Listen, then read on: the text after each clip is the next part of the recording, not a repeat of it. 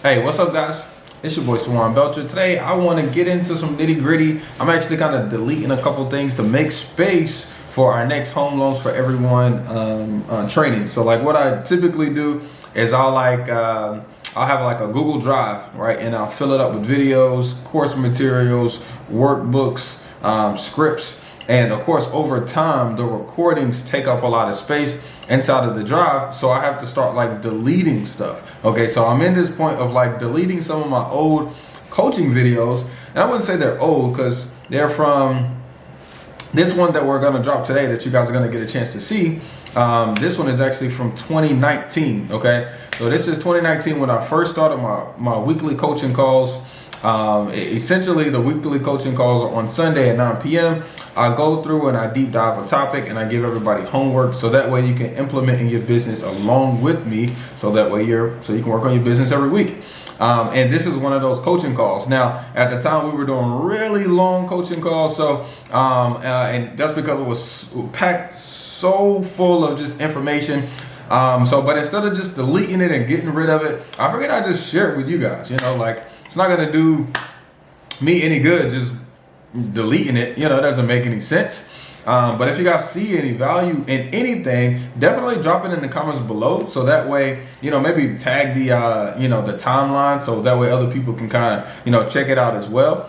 And I pray that you get whatever you need out of this particular video so that way you can implement into your business and use real estate to make as much money as you want during a 30-day period of time. Okay, now look, I'm not gonna waste too much of your time. Let's get right into this.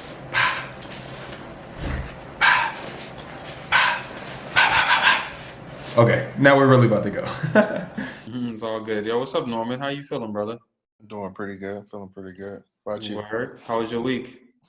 Oh, it's a pretty good week. I got that stuff wrapped up at that property on Spur.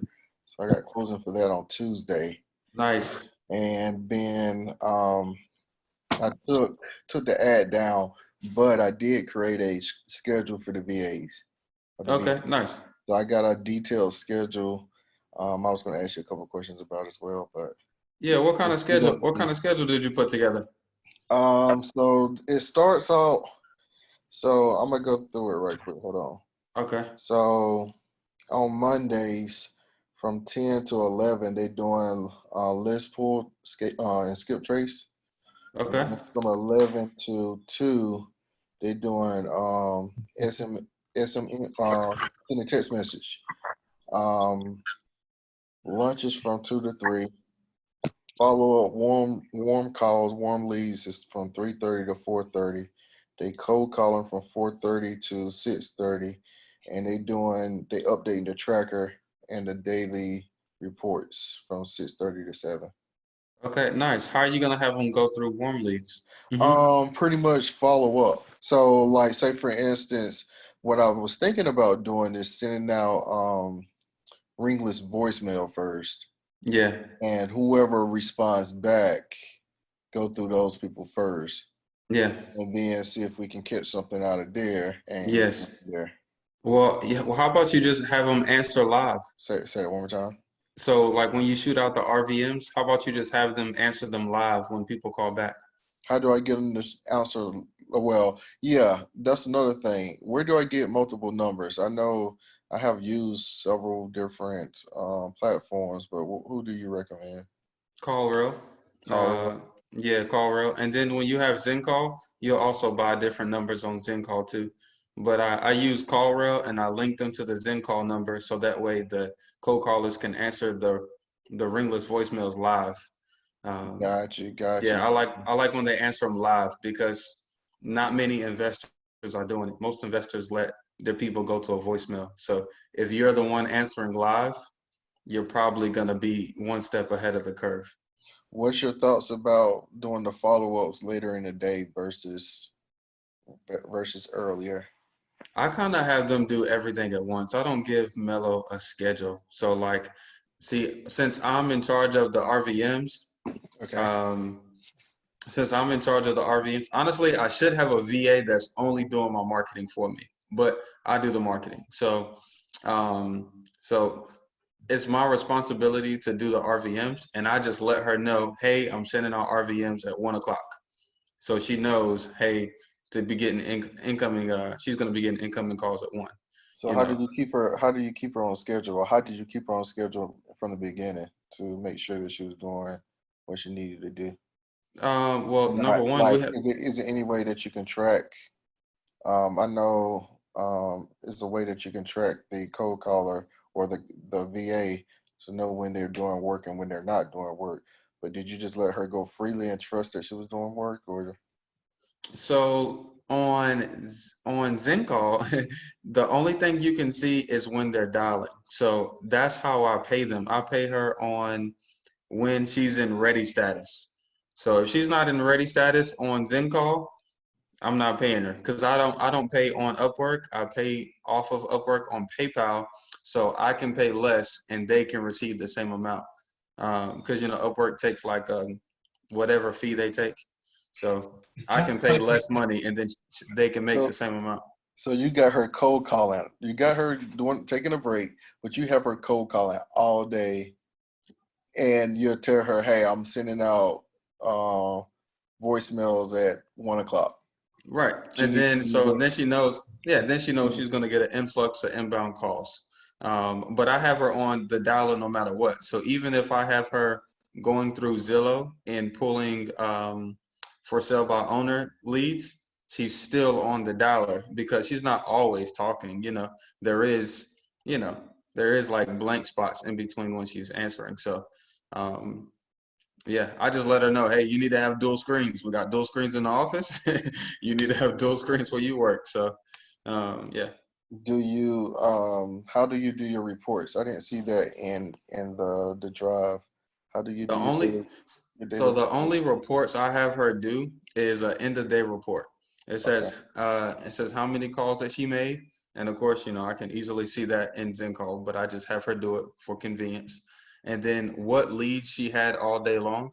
Every time she get a lead, number one, she enters it in the web form, so it goes into Podio, and then number two, she puts it in the Slack thread, so that way my acquisition guys and myself can see that hey, she got a new lead, we need to call them in an hour or whatever time she set for us to call them. And then at the end of so it's the calls that she made and the leads that she entered. And honestly, that's pretty much it. That's her end of day report. gotcha. Yeah, heck yeah. I shouldn't, But I shouldn't worry about that since Melo getting the VA. I shouldn't worry about the schedule more so. I no, no, should, no, I no, should, you I can, mean, I can, but yeah, I you want to can make sure definitely, whatever she got to do to make calls. I need to make yeah, sure she can make exactly. calls. Yeah. So I See, need the to whole be thing, sure. in my opinion, is as long as she's generating leads, as long as she's generating leads and she's connecting with more than 10% of the calls that she's making every day.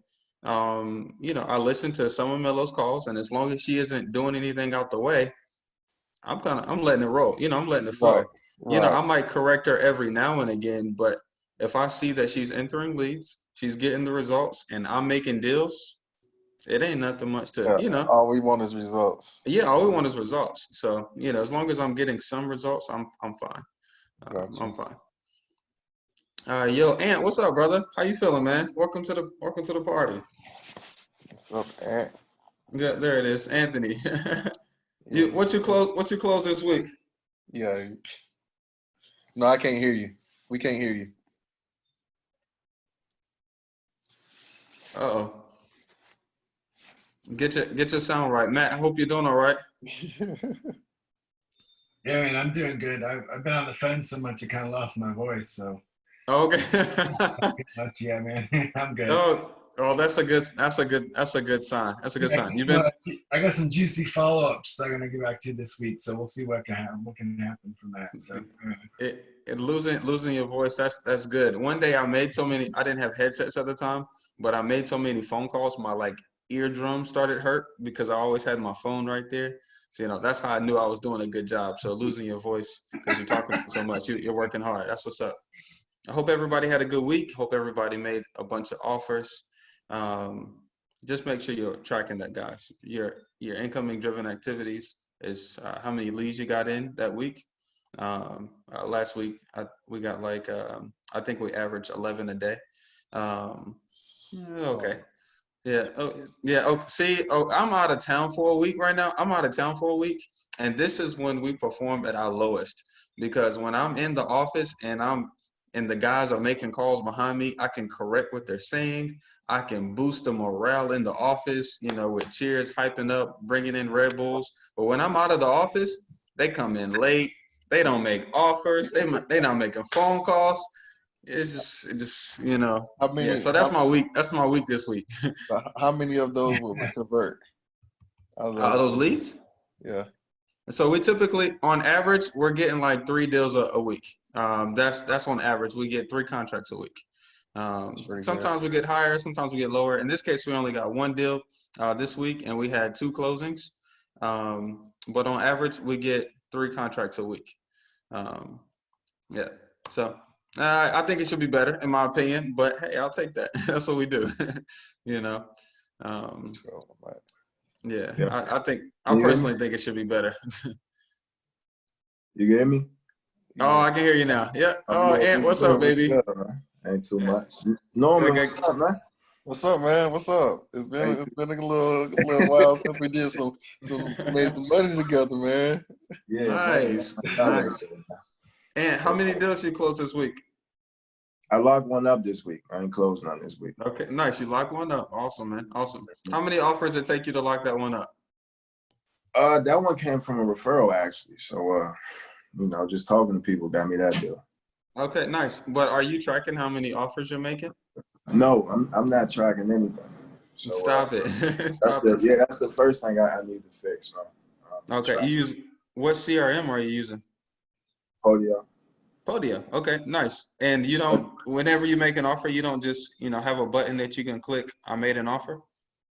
So, see, I'm the leads I put in the Podio are like the warmer leads, So I use Google Drive to keep track of everything, and then once I make an offer, we negotiate price and all that, then I move them to Podio.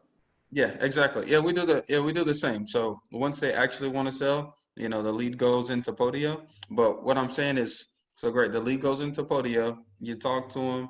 They're qualified. They want to sell. You don't have like a status button in your Podio, so that way you can mark, so that way you can keep track of stuff. I guess I ain't utilizing Podio how I should be. Yeah, you definitely should, because okay, so the reason why I'm saying this is because every morning when I get in the office, the first thing I ask myself and I ask the guys is who's signing a contract today. Okay, there's 2 places that I'm going to look to find out who's going to sign a contract today. I'm going to their hot list, so I'm asking them, hey, who's on your hot list? So who have you talked to in the past 2 months that is really close to to signing a deal? And then also I'm gonna go into Podio, because we mark, hey, I made an offer. So they click the made an offer button. So I can literally just I can export a list that says, hey, you made offers to these people. So I can just go back through behind them and say, hey, we made you an offer. What happened? Why wasn't we there? How can we put this together? And then we have temperature gauges too. So we have hot, warm, and cold. So if I go through all the hot leads, those are the people that's going to be more likely to sign a contract first. And so those are that's what I do.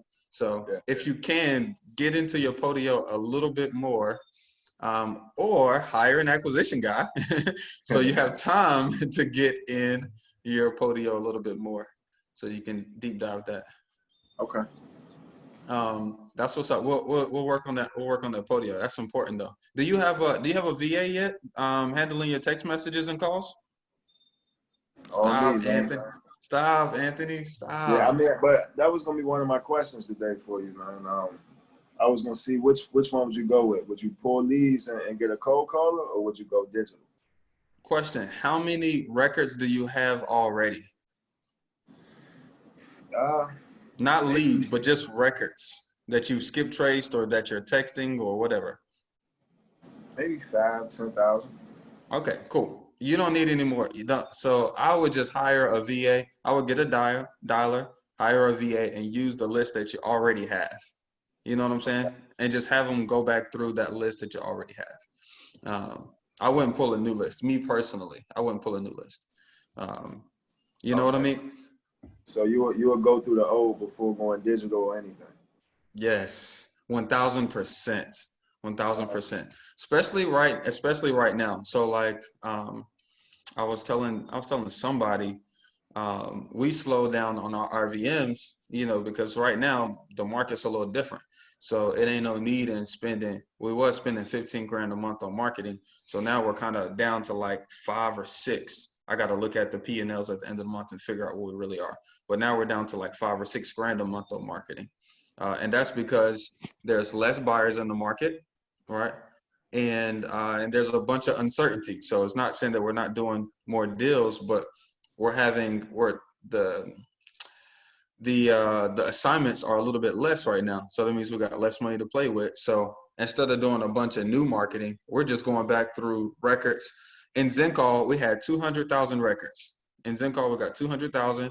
All I did was clear all of the lead statuses in ZenCall. So if my cold caller talked to him last year, I just cleared it. So now we got our fresh 200,000 records, you know, because from 2 years ago, those people might be feeling a little different now from 2 years ago. So I just freshed everything from 2 years ago, and our deals that we got in the past 2 weeks have been like deals that we've had for like a year.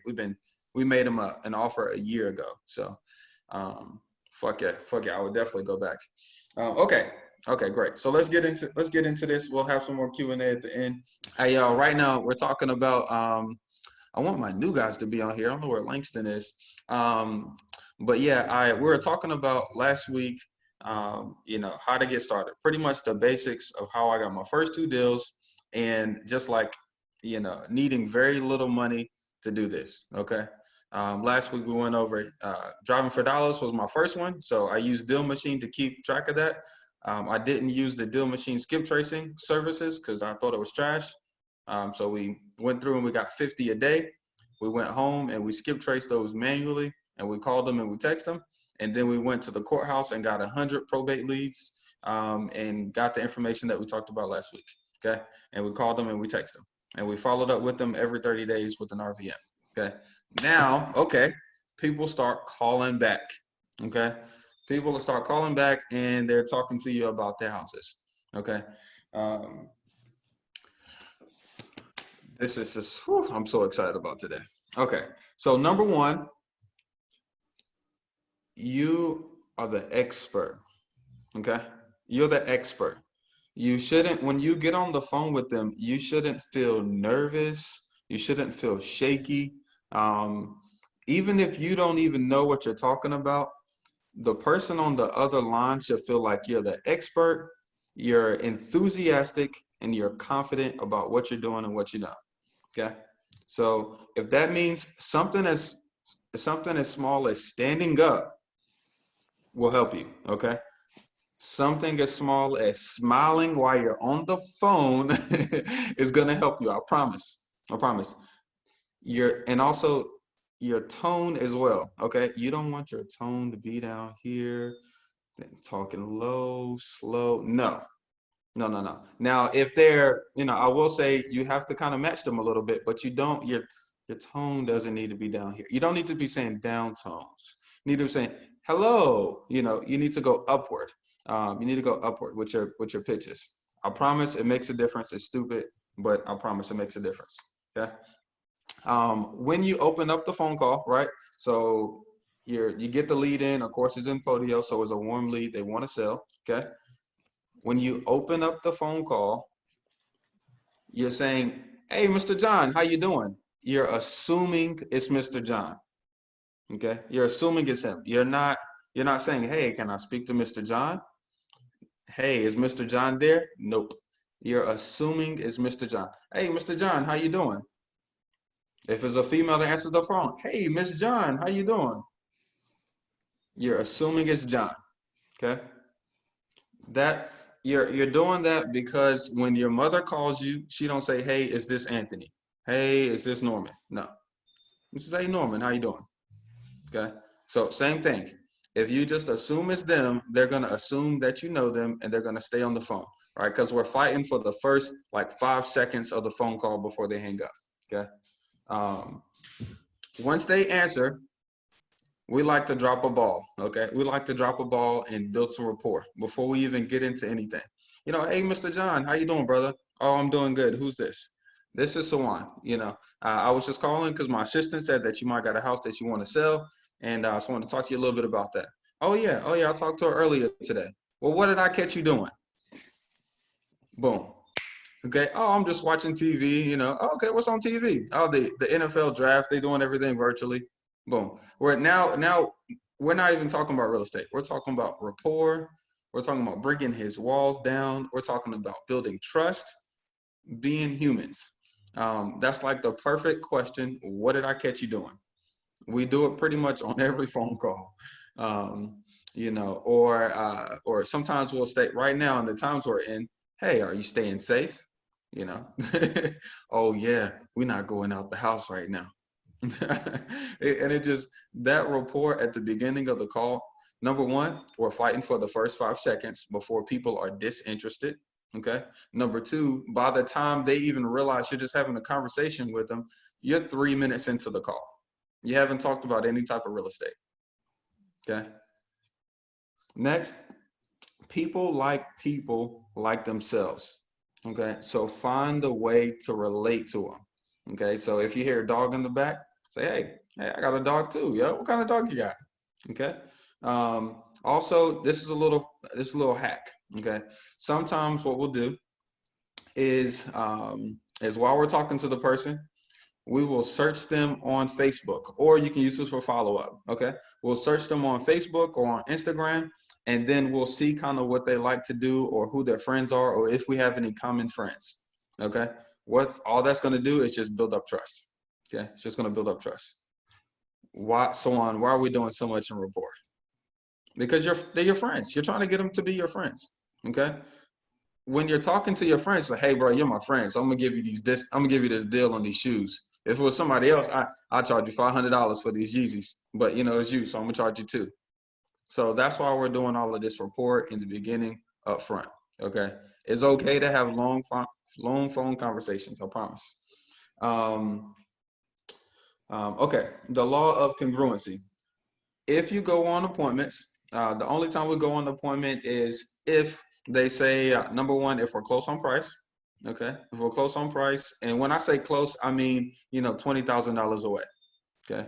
If they say, hey, I'm not gonna agree to anything over the phone, you know, I need you to come out, you know, say, hey, well, you know, I honestly had about, 10 voicemails outside of you, you know, come in today. So it's just kind of hard right now to get to all 10 of them. So I wanted to talk to you and, kind of see where you are. Tell me a little bit about the house to see if it's something that's right for me. And if it is, then I'll come out and see it. And great, if they're there as far as price goes, and say, hey, if I come out there, I like the house, you like me, you know, can we go ahead and, move to the next step so I can get my attorney to do the title search? If they say yes, then we go to the appointment. Okay. So let's say on the phone call, he talks about how he likes hunting. You might not necessarily want to come in a suit. Okay. If he talks about hunting, you might just want to dress a little bit more rugged. Okay. Now, if the person sounds more upbeat, then you might just want to, kind of wear something casual. I'm just saying match the person that you're talking to. We don't do a lot of appointments, but when people don't have an email and people are persistent about not going on, not doing anything over the phone, roll with the punches. Okay, roll with the punches. Okay, so the way we set up the phone call is that whole part of rapport first, and then next we're asking about condition. Okay, honestly, as a pawn shop, because that's what we are, we're a pawn shop. We don't really care about the condition, but we're asking about the condition right here to get them for them to say, hey, it needs a bunch of work so they can devalue it themselves. Okay. This part is us, saying, oh man, it needs a bunch of work. Oh man, what kind of work do you think it needs? We're not really interested in the work. We want them to let them know that this is a problem for the normal buyer. for most buyers that are looking for houses, they don't want a lot of stuff wrong. Okay. So we have to let them, oh man, oh, this might be a little bit too much work. You know, sometimes if they're hesitant, you can say, oh, I don't mind a lot of work. But most of the time, this might be a little bit of work, man. I don't know. How much do you think it needs in work? Oh, well, I got estimates for 30,000. Oh my gosh. I don't know. You should bring that out. Okay. You should bring that out. And condition, like I said, me personally, I'm not really concerned with condition too much on the phone call. After you get into condition, you should have built enough rapport so that your next ask is the why. Forgive me if I'm killing you with the basics, but super good. Okay. The why is the most important. Okay. If we're pawning a Rolex, the pawn shop is not asking you, hey, what model is the Rolex? What year is it? No, they're at, hey man, that's a nice watch. Why are you pawning your Rolex?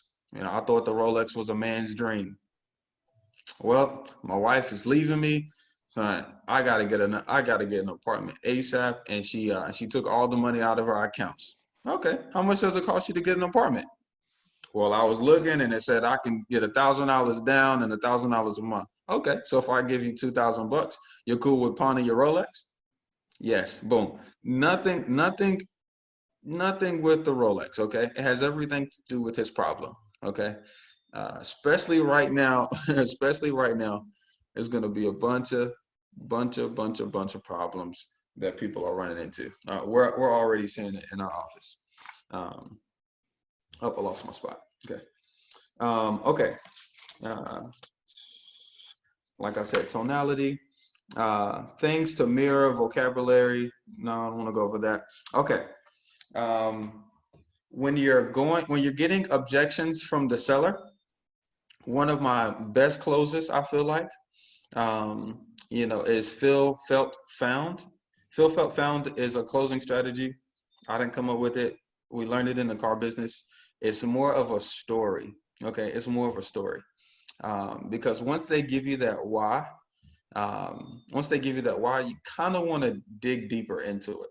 Okay. So it's best to just relate it to somebody else. So let me give you an example. So let's say somebody says that they're going through a divorce, like we're talking about. They're going through a divorce. It says, hey, I'm sorry that you're going through that. I actually bought a house from a seller, a few months ago. They were kind of going through something similar. They had been together for a while and they had kids, and for whatever reason, it wasn't working out, and they still had a mortgage on the property, just like you do, and they felt like it wasn't going to be a mutual agreement between both parties, and it just kind of, it wasn't going to get good. It was getting bad before it was getting better, and they found that selling the house to me, actually fixed their problems. They were both better. They both were able to go their separate ways, and I was able to take that burden off of their hands in a quick and convenient manner. Boom. You see, feel, felt, found is a story. It kind of breaks the ice and lets them know that you actually care. Okay, that's it. That's one of my I love that. Okay. Next in the scenario on the call, we're moving into the how soon, and this is where you lay on the urgency. Okay, just hey, well, if we are able to agree on a number, how soon will you consider selling?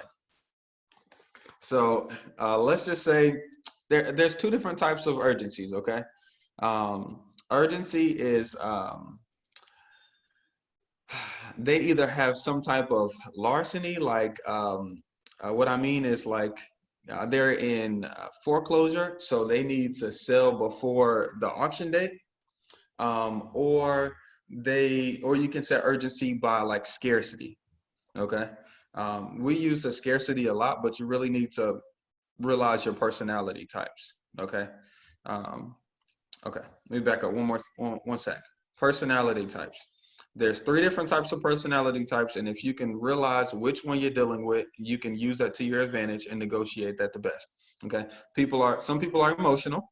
Okay, So let's say that somebody is on the phone and they're telling you, oh, I loved this house when I first bought it. It was just so beautiful. And, I love the neighborhood. And, me and my kids, we just really had an awesome time just living here and da, da, da. That's an emotional driven person. Okay. Now, a logical person, right? They're talking about numbers. Hey, I saw my neighbor. They don't want no rapport. They just want to jump straight into the number. I saw my neighbor sell for this. His was in better shape than mine. So, I'm willing to sell for this. What do you think? Okay. That logical person, he needs to understand how you're making him a fair offer. Okay. You got to break things down to him. And then a gut person just wants to trust you. And so that's how I break that down. So urgency is set by scarcity, or urgency is set by their problem with time. Okay. So scarcity is like, hey man, I know you said that you want to sell this, but you need to think about it. But earlier today, my coworker, he was actually telling me about an apartment building. Now, honestly, that apartment building is a little bit better deal than this one. I'm not saying I can't do that price, but I'm just saying that apartment deal was a little bit better than this one. And, it's gonna be hard. Okay. It's gonna be hard because that apartment building is it's a little bit more expensive and it needs a little more work, but the yield is gonna be there.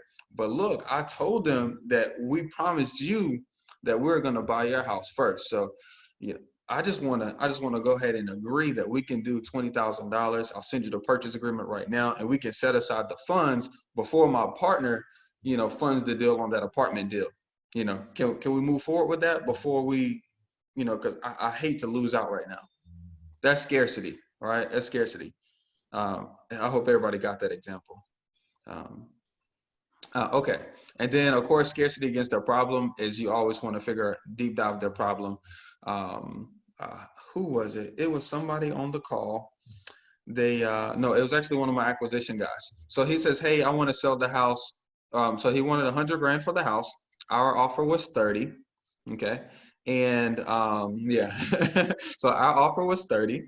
And of course, whenever you're that far apart, you don't actually make the offer. Okay. You get the commitment on the first phone call. The second phone call, you ask them, hey man, are you really want to sell? I don't want to give you this. I don't want to give you this number. My business partner is too low. And you want to force them to say, please give me your offer. And once they say yes, you say, bro, look, it's going to be low. Okay. So just promise me you're going to stay on the phone after I hit you with it. Okay. So he hit him at 30. He says, oh no, that's not going to work. Oh no, that's not going to work. I owe 45. It says, well, I kind of figured you owed a little bit too much. And I told you it's going to be low. It's not me. It's just the neighborhood. It's not you. It's just the house. That's just what it is. Your neighbor sold for 15 grand. So I'm offering you 30. And so what happened was we said, hey man, totally fine. We want you to get the most for it. And we walked them through their options. Do you want to list it? No, I got a bad experience. Okay. Well, look, how about you rent it? I just looked it up on Rental Meter. You can get $1,000 a month. Your mortgage $600. You can make $400 a month. Now they're going to tear up my place. Okay. So you don't want to list it and get the most for it, right? You don't want to rent it and make passive income from it, right? But we're not able to agree on price. Okay. How long are you willing to wait until you're willing to move on that price? It says, well, I'll probably got, maybe a month, maybe 2 max, to wait and to get that price. The most important question that you need to ask them right here is, hey man, so if it doesn't sell in 2 months, what happens? Because now is when he goes back into the pain. Oh, well, I'm gonna go into foreclosure. I'm gonna lose the house. I can't go past 2 months, man. That's gonna be, I can't do that, or if he's going through a divorce, my wife gonna probably take it from me or something, So that's like a really important question is, hey, if you don't sell it, if we can't agree, if you don't sell it, what happens next? I'm kind of bouncing around a little bit, but I'm trying to stay in my order. So rapport, condition, why, how soon, and then of course, lastly, you jump into price. Okay, last you jump into price. And remember the offer that I give, we're getting a commitment. We're not necessarily getting an offer. We're getting a commitment on the first phone call because we just want to be agreeable. Now, if they're thinking 300 and we know that the house retail is selling for 120, then you say, hey man, get real. why do you think you're getting, laugh at them. Why do you think you're getting 300 where your neighbor's house sold tip top shape for 125? I mean, seriously, but we get the commitment on the first phone call, so if I give you 120, you're willing to do that today. Great. Now, question, I got to talk to my business partner and clear this. So, I mean, let's say we look at the comps, right? We judge the repairs off of what you told us, and we're not at 120. Should we give you a call back, or is it going to be, a waste of time? Oh, no, still call me back. I want to hear what your offer is. Great. That tells us that he's flexible. No need in getting off the phone yet. Let's dig a little deeper. Okay, man. So when you say 120, you said I can give you a call back. Sounds like you're flexible. Okay. Now, you can do two things. You can just ask them right off, hey, how flexible are you? Or you can go a little deeper. Hey, man, look, I'm looking at these comps, and honestly, that 120, I'm looking at 123 Main Street. That house was in perfect condition. You told me your house needs, 25 grand. You told me, okay? That's their idea, not ours. You told me the house needed 20 grand. So, so do you see how I could have just went to your neighbor's house and got a perfect house for 120, and your house needs 25 grand and I got to pay you 120? So you see how that doesn't really work? How flexible can you be with me? Because I really want to make this work with you. Okay. That's how we're getting without negotiating, that's how we're getting the price down. In my opinion, your job is to get on the first phone call, is to get a commitment and to get him a little lower on his commitment on the first phone call without being, without wrestling with him, without wrestling with him. You should super nice negotiation tactics on the first phone call. Any questions here while we're on this first phone call? Now, hey, if you're liking this kind of content, like I said, these are weekly coaching calls. Every Sunday at 9 p.m., excluding holidays, like we just had in for Christmas. We actually meet up via Zoom, and we meet for about 45 minutes to an hour. We do a Q&A, and we also deep dive a topic. So if like Q&A, if Instruction Weekly can help you grow and learn how to work this real estate business, especially as things change. And you're kind of hearing in this video how I'm telling what's working for me right now. And of course, when the market changes, things change. And that's what I love about the weekly coaching calls, because anytime something is working in my business, I get to come and I get to share that with the guys on the weekly coaching calls. So if you guys are interested in joining the weekly coaching calls, the link is below. I promise you guys will make more money learning what's working right now in the market. Let's finish out the video. Let's go. Okay. So I'm giving you my straight out system. This is what we do. Great. Hey, Swan. Is there any way I could after the call I could send this video to my acquisitions guy? I want you to. Yeah, I want you to. All right. Yeah, All yeah, right. you can definitely do that. Yeah, I'll send you the recorded version. Hey, what's the deal with him, man? I don't know, man. I talked to him. I don't know. I'd be trying to tell him. I'm like, look, dude, I can only give you 10%. If I give you anything else, then I'm going underwater. Yeah, that's hard. I'm not gonna lie. And Norman's laughing. Norman's laughing because it's hard. It's hard. When you hire people, it is hard, but you have to be firm and fair. Okay. Yeah. If you guys on the drive, I actually have my acquisition agreement, like where it spells out their job roles, how much they get paid, right? And they sign it. Okay. I also have the non-disclosure on there as well that says, hey, if there's a lead in my CRM and you leave my company and you do a deal with that lead, I'm suing you. Okay. They sign it. That's on the drive as well. So because your roles have to be clearly defined, that this is my job, this is what I do, right? And this is your job, this is what you do. And you have to stick to it, just like your children. You got to stick to it.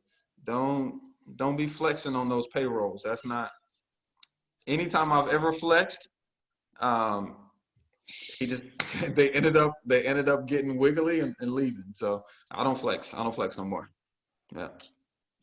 Yeah, and I feel like part of it is because like I don't really like. I mean, he's doing almost all the follow ups, so I mean, I guess he feels like entitled. Well, he did feel entitled, but I was like, look, this is what it is. This is what it ain't. You know, I can do it myself and keep my 10%, but you know, the whole reason why you even wanted to work with me at first is so you could like gain knowledge and Do you you know train him? things like that. Do you train him during the week? Oh, dude, all the time. We're always talking. Yeah. You know what I'm saying? Like that's what I spend a lot of my time doing is, you know what I'm saying, talking to him because like literally everything in my business is virtual. I don't have anybody come in my office, anything. So I feel like it's a little weird to me. It's a little weird trying to get, especially with my acquisitions guy being, you know, virtual too. It's like I'm always like on call. You know what I'm saying? Like, Believe, bro, my whole life is on call. yeah. When- So it's okay. Yeah, so I'm just trying to get used to everything. Be firm with that and always hire. Honestly, so right now my goal is to always have 2 acquisition guys. So honestly, when I have 2, I'm always hunting for another one. Okay, because people fall off. That's just what happens. It takes. I mean, last year. I think I went through like 15 VAs to find Sarah, my one.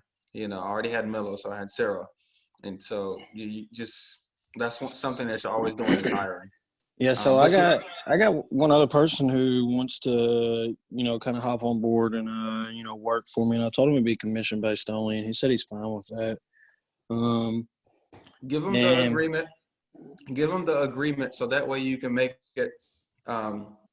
Okay, so people are people of habits. So when they go on a job, they're used to getting a piss test. They're used to getting some type of signage, some type of paperwork. I give my people everything. So I give them that non-disclosure. I give them that acquisition agreement. And then I also give them a 1099 so they can go ahead and sign and get a 1099 as well. So make it like a process so they take it seriously and they know and they feel like it's a privilege to work with you. And and bird dog them some leads too. Like if you're calling through some leads and you get a warm one, don't close it yourself. Just pass it along to them and give them an alley-oop. So they're always continuously making money. Yeah, that's what I usually do anyway. Like if I get a referral or something, I'll just send it to my acquisitions guy and be like, call this dude. Okay. And I'm sorry for digressing, but that was that's one thing that everybody's gonna struggle with. So okay. Once we get the commitment, great. We look up where we actually need to be. I always send them comps. Okay. I send them the lowest of the low comps. I screenshot them and I send it to them. Screenshot it, send it to them. And I also send them testimonials at the same time. If you don't have testimonials, go to your closings and get testimonials. If you don't have any closings coming up from the deals that you previously closed, send them a text message, say, hey, send me a recording. I'll cash up you $10. Get testimonials and I'll send them to them. Okay. On the second phone call, they're going to make a decision. Okay. And the 5% that we're working with are making impulse decisions. Okay. And impulse decisions are based off of fear. They're based off of anger. They're based off of lust, and they're based off of greed. Okay. Your seller is going through one of these emotions at that particular time while they're thinking about making this rash decision of selling their house at a discount. You're going to have to play on one of these decisions. Okay. Divorce, they're angry at their wife. They don't give a F. They just punched a bunch of holes in the wall. He has to split all of his money with her. So who cares? I'm going to deed the house to this man. You have to realize the emotion that they're in, and you have to kind of take knowledge of that. You don't just jump across that like, ooh, let me stay out of this. No, don't do that. Don't do that. Okay, I'm gonna give you an example.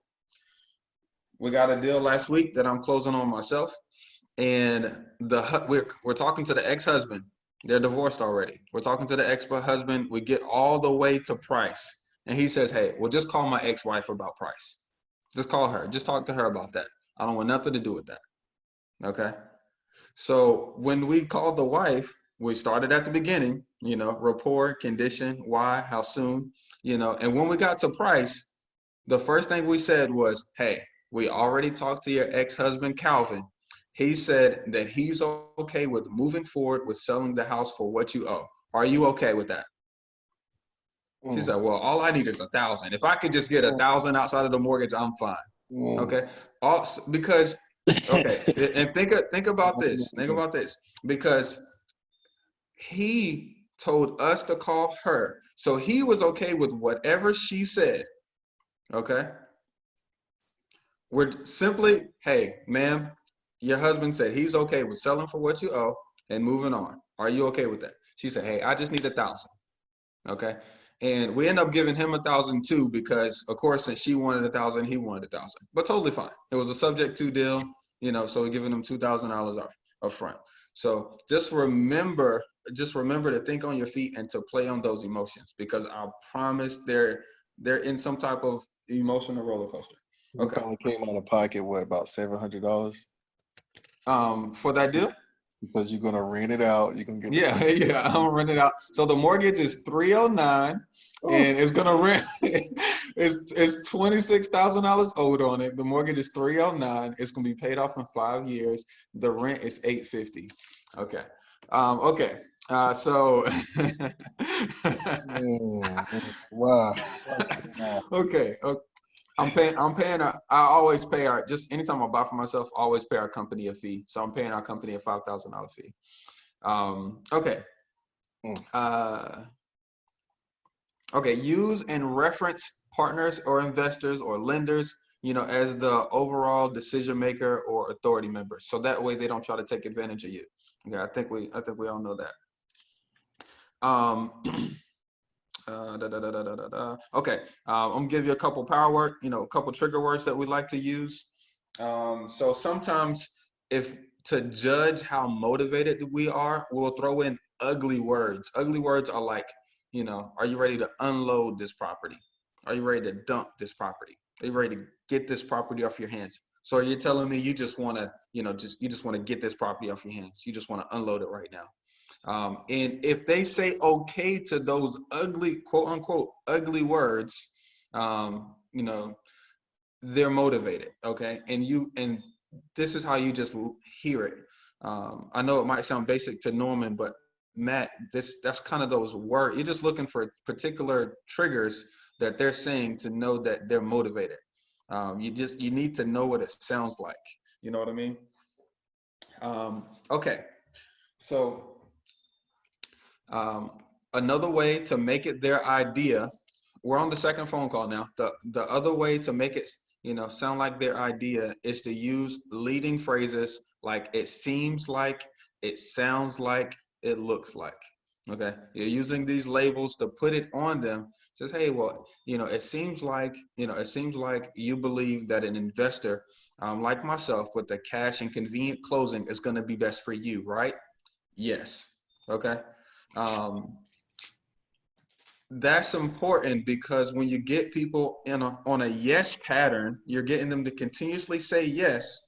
I don't know if you've ever had a conversation with somebody and started shaking their head, how they mirror what they mirror the yes.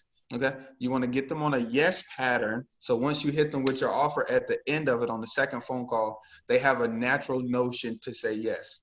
Okay. So it seems like you're looking for, an investor, and you believe that an investor for a cash convenience sale is going to be best, right? Yes. Okay.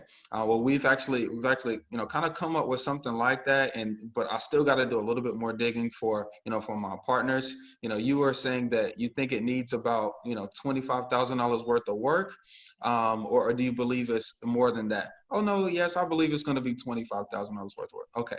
Well, based on that, I think this is going to be right for us, so if we can't agree on something today, you did say we can move forward with it right away, yes. Okay. You want to get them on that yes pattern, because it gets them shaking their head and agreeing with you. I promise. I call it the $1 million head nod. In the car business, whenever you're looking somebody in the eye, especially older white males, they love it. They'll stare you right in the eye. I'll start shaking my head, and they will mirror you. I don't know why. Look, Matt's shaking his head right now. So get people on a seems like, looks like, sounds like, are label words. It makes it their idea. Get them on a yes pattern, and then hit them with your offer at that at the end of that. Okay. Let's say they say Old no. white guy here. So let's say they say no. You want to, if they say no, that's too low. You want to loop around back to their pain. Okay. You want to go back to their pain point of why. Says, well, that's kind of what I can do cash. I hate to overpromise you about what I can do. Did you receive the comps that I got earlier? That I sent you earlier. Yes, but those houses were really ugly, and that I just can't sell for that. Well, I wanted to give you the cash offer because you said that you needed to close, by the end of the month, and you wanted to sell as is. So this is kind of the fastest way to close. Do you still want a cash offer, or are you open to other avenues too? Well, I do want a cash offer, but that's just too low. Okay, well, did you think about listing it? I always go back through the options. Listing it. Jacob, you're so cute. Look at you. Young Who, white me? dude, 21. Are you 21? Yeah, I'm about to be 22 in a couple weeks. Bro, you the man. So I go back through and I go, move boss. So I go back through and I hit them with all the pain points. I hit them with their pain points again. And then I give them their options: listing, renting, no. Okay. Then we hit them with the creative offer. Sir, you don't want to list it. Okay. I understand you don't want to rent it. Look, if it's, let's assume they owe. Let's assume they owe. Hey, if you're willing to sell, are you willing to sell for what you owe? If they say yes, you say great. Well, I'm willing to buy your house for what you owe. But the way I do this is taking over your payments. Would you consider that if I was to, pay what you owe and relieve you from the debt? If they say yes, I always back up. Me right here, if they say yes to me sub 2 taking over their payments, quote unquote, I always pull back and I say, hey, look, this is a big decision to make. You got the testimonials. I want you to think about this. But if you're willing to sell for that, I'm ready to go right now. It'll be convenient and speedy, just like what you want. But I want you to think about this. Should I call you back later on today, or should I give you a call in the morning so you can think about it? Okay, you're gonna get two people right here. You're gonna get two people right here. You're gonna get the person's, nah, I don't need to think about it. Let's go. Are you sure? Okay. And then you're gonna get another person that says, yeah, I think you're right. Let me think about this. Let me talk to my husband, da da da da da. Okay. You just got them to agree with you and say yes. Okay. That's totally fine. That's totally fine. I promise this very spiritual people and religious people are gonna say yes, let me wait. And they're gonna like that. That's gonna make them feel good. Those are typically the emotional driven people. So it's totally fine. Either way, you're gonna get it. I promise it. It happens every time. If they say yes to the payments, let them know, hey, this is a big decision to make. You need to take some time to think about this. So I got a subject to deal I'm actually working on with the seller. I was kind of going to ask for your input, what you thought about it, because I was thinking about trying to keep it myself. So the ARV on it is probably around 75, 80. Well, I don't even know the ARV because Zillow tells me 1 square footage, the MLS tells me 1 square footage, and the county site tells me 1 square footage. So it could be anywhere from between 6 to 1,100 square feet. Is this the 2-story blue one that you've been posting? No. That's another one. That should be a good deal. Okay. What's the payment? The payments, I can't remember exactly, but I think it's like $420 a month. What would it rent for? It's a 2-bed, 1 bath, but it sits on an acre, so it would probably rent for about $800, $850. Check with rentometer.com to check and see actually what it rent for. But Really depends on the finishes on the inside because it's currently rented right now. I think he rents it for $750 a month, but average rent in that area is around $800 to $850, Okay. especially with it having a whole acre in that area It shows Okay. So question, and a garage. do you have to give the seller any money, or is he willing to sell for what Yeah, he owes? the seller wants some money How outside much? of closing. He wants $10,000 outside of closing, but I haven't told him yes or no. Okay. You know what I'm saying? Because first I got to figure out what the square footage is exactly to see. You know what I'm saying? You know what I'm saying, to see How what much it'll does be he for how much us. how much does he owe? He owes 60,000 and some change, Okay, and look. Are the payments pity? yeah, PITI. Okay. So hey, is the It's rate a fixed? FH. It's FHA. Bro, this is a no-brainer. So I mean, yes, but now you just got to get him lower as far as how much he wants outside of the loan. Um, yeah, Yeah, he wants like around 9 or 10,000, but I'm gonna try to get him lower because I yeah. mean he's If motivated. The only thing that he has a kind of worry about is he's gonna go buy another house. So he if he just straight out sold it and got the whole mortgage paid off, he'd be able to get more than what he would. But he lives in like a rural town, so Mhm. he's be able to get a house cheaper out there than he would here in the inner city. So does he believe that his has he talked to the mortgage company yet? No, I'm gonna hop on a call with him tomorrow and kind of walk him through things and have him kind of talk to a mortgage lender and see what he wants personally to get as a house and things like that to see. Yeah. You know, I'm upfront with sellers. Like, hey, it might be a little bit harder for you. Now, I will say I've had one person that I had the subject to for like a year, and she was like, "Hey, I want to get another house," and I was like, well, you knew before, that it'll be harder to get a house, but sure, go try. I'm not gonna take it out of your name though. And but the mortgage included me paying her payments as income, so it zeroed out, and she was able to get another loan. So, how'd um, you structure that? her bank did that. Yeah, they asked me for proof that I had made the payments and that it came from my debit card.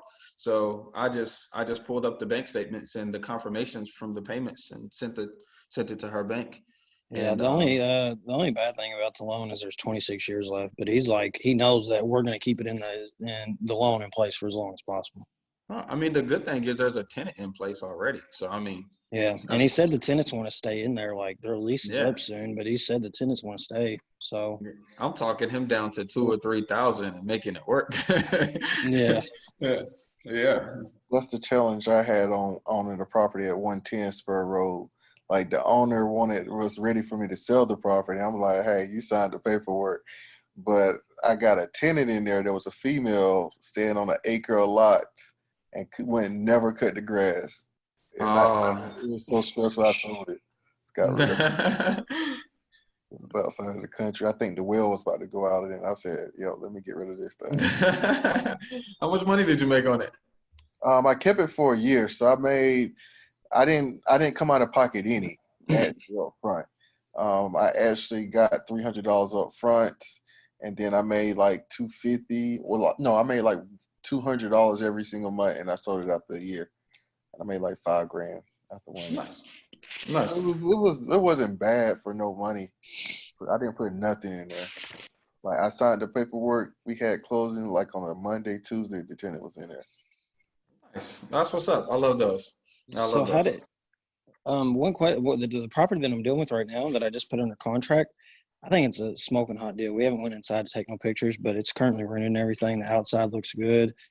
It's like a 2,200 square foot house. ARV is like 200,000. We got under contract for 85. The only Nice.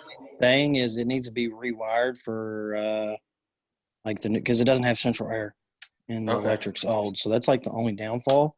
And the other downfall is kind of the layout. It's only set up as a 1-1 on each side of the duplex, and he's got it under rented.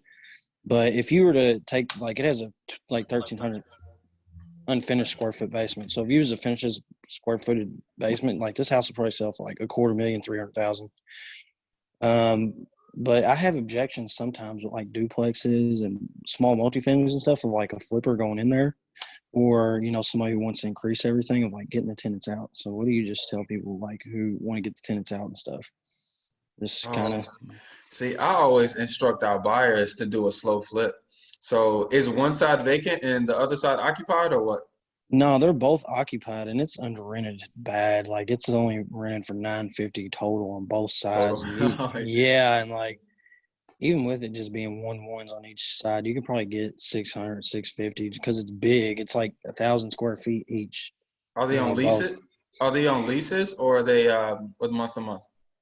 They were on leases, but I'm pretty sure it's month to month now. Okay. Well, yeah. Then you just let your buyers know they're on month to month. So it's that just yeah. I try to talk my buyers into keeping them and doing a slow flip, meaning you cash flow for a year, 2 years, and then you rehab and sell. Because of Yeah. course, in 2-3 years, prayerfully, the values are continuously going up, so they're gonna get more, and they also get instant cash flow. A lot of my buyers though get financed their deals like that they're flipping like from private lenders and stuff. That's how I found a couple of my private lenders was through buyers. And Heck yeah. then yeah, so it just depends if the person's paying cash or Yeah, it does kind of getting it depend on their financed. yeah, it kind of depends on their financial situation. But I always tell I try to encourage our buyers to keep tenants in them. We actually manage we manage one house right now for one of our buyers because that was our way to convince him to buy it with the tenant in it, as if we managed it. So Yeah. And should I already start looking for a buyer? Like, I don't got pictures and stuff like that. Just like kind of pitch the idea to some people. Be like, hey, look, I'm gonna be able to get you in this house soon if you want it. So yes. So I don't suggest it, but yes. So sometimes if it's gonna, let's say the seller says, "Hey, I can get you inside the house next week." We'll do a drive-by and take pictures of the outside, and then on our Dispo website, we'll put "coming soon." Um, so that way we can start talking to people and and tell them about the house. But Do you ever but I take don't any do a buyers blast to or the anything. initial, like first walkthrough where I take pictures and stuff? Should I bring any buyers? I was thinking no, just so I could like kind of take my time to take pictures and stuff and don't rush nothing. Yeah, I like to take my time. I really like to I like to create competition. I'd much rather sometimes we do bend the rules though, especially if I know that it's a hot one and there's tenants in it with this corona stuff going around. So we did just do that on this East Washington house. We instead of telling everybody at the end, we just had a buyer walk through with us, and she ended up being the highest anyway. So Yeah, because I've been putting my contracts for 45 and 60 days with 28-day inspection periods with everything going perfect. on lately, especially Yeah, with it being perfect. tenants. You Yeah, said perfect. you said East Whittington or East Washington? East Washington. We just picked up one on East Washington and it's over by A&T. Yeah. Yeah, 1916, I believe it is. Since you said that, I wanted to know. I had a property under contract with a seller, and I didn't sell the property.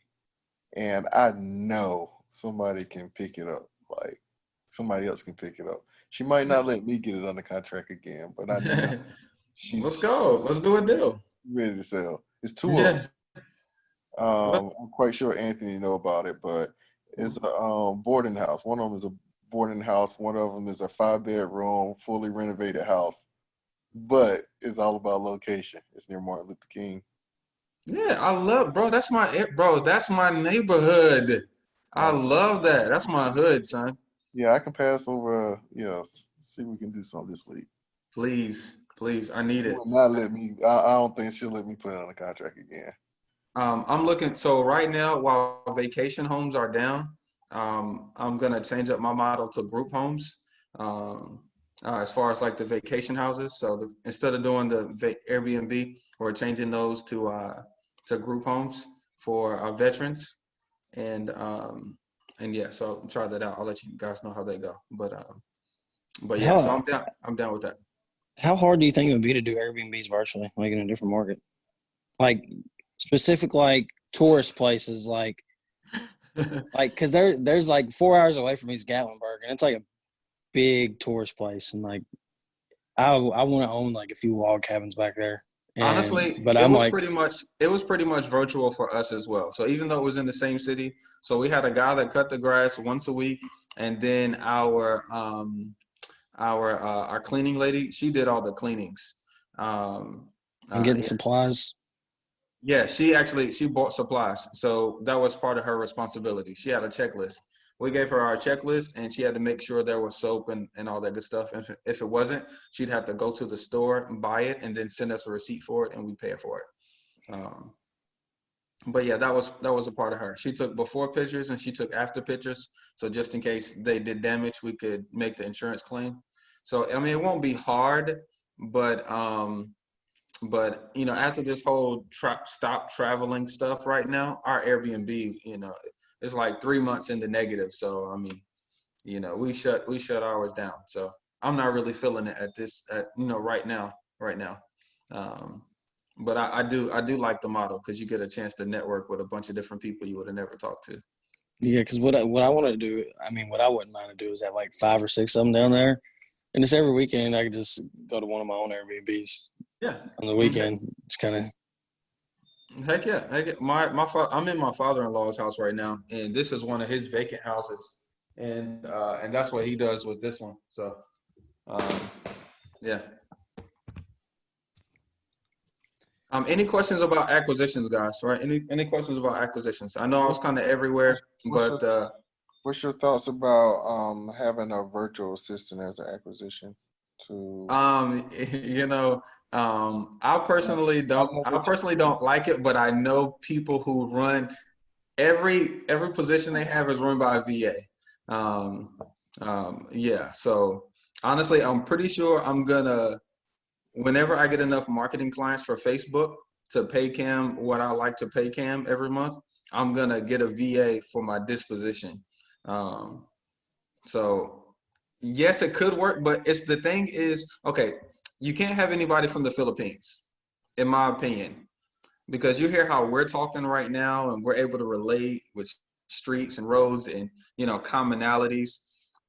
You don't get that from the Philippines. So it'd have to be somebody in a different country or maybe an overseas, Army vet or something like that. Because they have to be able to connect. They have to be able to connect. some way? They have to be able to connect. And then they have, with my VAs in the Philippines, they're work, work, work, work, work. Yeah. You know what I mean? They're not, hey, let's talk, They're like, work. Okay, bye. So Filipinos wouldn't work for acquisitions, but maybe somebody that is maybe in Mexico or something like that. I thought about trying to eventually down the road, trying to train a virtual assistant to know how to run numbers and have her just do offers on auction properties. Mm-hmm. That, Bro, that I would want to dig into the auction help too. everybody. Yeah, I want to dig into the auction too. Yeah, I know some people around here that's killing it, man. I've been seeing Charlie's killing Yeah, the he's auction. killing it, Yeah, man. Charlie's killing the auction, but that's because he knows how to work it. He knows how to work it. He has a lady downtown that's working for him that's putting the offers in so he don't have to go down there. That's the Yeah. hidden advantage that he has. But I mean, it's enough properties for everybody. It is. And he It can't is. get them all. It is. I love VAs. I absolutely love VAs. Sarah and Mello, I mean, they do so much work. They skipped a list for Matt, last week, and Mello's finding a VA for you. So Yeah. I love VAs. I really do. They're my homies, and I check in with them. And I really think the key is to treat them like everybody else. So we have like weekly calls, and I'm just like asking how their kids are, and Yeah, I was gonna ask how often do you meet with them? weekly. So on Mondays we do our meetings. So I meet with the whole team for the real estate investment group. Then I meet with everybody separately. I sit down and I have a conversation with each of our acquisition guys, and I sit down and have a conversation with Cam, with everybody on Monday. So Mondays are my meeting days. Do you so you have okay. So would you recommend that starting off? How do you recommend doing the meetings with the VA? Like every Oh day, yeah. every other day? Like So starting off with somebody somebody like Mello can. What do you recommend? Or just letting her go and just see what she can I recommend every day for at least the first 2 or 3 weeks. Okay, because you're just trying to build a relationship with them. I just hired a VA to sell for our, Facebook ads. He's gonna help sell and get clients. So I've been meeting with him. He started on Saturday, so I met with him yesterday, and I met with him today, and I plan on meeting with him for the next couple of weeks. You just You asking know, them, how's everything going? Do you have any questions? Is there yeah, anything? yeah. Like, how is this fitting into your schedule? Do you see this working out for you? Hey, what was your production like today? Like, did anybody ask you any questions that you didn't know how to answer? What's holding you back from performing right now? You know, Do uh, you take them through any extra training throughout the week? Like, do you take them off the phone, or do you take them off Facebook, or do you take any of your VAs off of whatever they doing to run training? Like, some people out here, they doing Sean Terry trainings with their VAs. Do you dedicate a time, or have you ever dedicated a time yes. starting out with them that you throw that stuff to them? Yeah. So my homeboy Jimmy, he has a lot more VAs than I do. And so sometimes when he's having a training day for his guys, I'll say, hey bro, can my VA jump over in your training day? And I pay you, to have them sit in on your training day. And I do the same thing for the acquisitions. So acquisitions had a training day last week with Carlos, Sal, and his acquisition guys, and they just had a training day. Um, that's what Google does and the car dealership did. So, you know, it's not like weekly, it's not consistent, but it does pop, it Keep it keeps it moving. fresh. You know what I mean? It keeps it fresh. Right. It just keeps I it was gonna fresh. say, I was gonna say, you said earlier before the meeting that you get your VAs on the phone and you just let them go. You don't have no set time for them. How do you keep them motivated that way though? Because being on the phone for extremely long times can wear them out. We talk right here on Slack. So, Sarah hit me up. Sarah hit me up today on Slack, and says, "Hey, Sawan, I just submitted a new lead. And today's not even a day that she works. Um, yeah, I just talked to You him. got some dogs out there, man. Yeah, I just, Like, yeah, you don't have I just talked to them. I don't set a limit on how much money they can make, right? So in ZenCall, it tracks their hours. So once they're in the ready position, ZenCall starts dialing, and that's how I pay them. That's how I pay them on Fridays is how many hours they called in ZenCall. So, um, hey, you do you do you you know have a you set do you have a set amount of hours for them per week, or they can work as much as they want? No, I tell them they can. You want to? I mean, legally they have to call between 8 and 8. So the office hours where it's mandatory that at least one person is on the phone is between 9 and 6. But if they want to call early, I mean, I'm not gonna stop you. Right, right, right. I'm not gonna stop you. Um, but yeah, so sometimes they overdo overtime and sometimes they don't. I'm more so looking for that 6 leads a day. I'm more so looking for Gotcha. that 6 leads a day. Um, do you think here soon we could do an episode on like organization and like KPIs and stuff like that? Because I We ain't gonna need lie to. to you, that's Yeah, my weak. That's the yeah, weakest part of my business right now. Is that yeah. We need to. I was thinking about that this morning that I needed to show you because honestly, the KPIs is all in my Podio. And Podio is. Did you have okay? So who has worked in like a job that had a CRM? Have any of you guys worked in a job that had a CRM? I've never done it. Okay, so I this ain't is gonna lie so to at you. I the ain't even been tracking my numbers like that lately. I'm not gonna yeah, lie. yeah. So at the car dealership, so we had a checkout every single night. And so what they would do to check you out is they would log into eLeads, that was the name of the CRM, and they would say, okay, you did your 65 phone calls. Great. Okay, you set up 3 appointments. Okay, you sold 1 car today. You're okay to leave. Have a good day. So it should be the same way with us. We should be able to go into Podio, see how many phone calls our guys made, see how many offers they made. So it's 5 offers a day, and I want them to send 2. So even if they didn't agree, still send 2 of those, and make 65 phone calls a day. 65 phone calls a day, 5 offers, send 2. And who's doing this? Your acquisition? Yeah, acquisitions.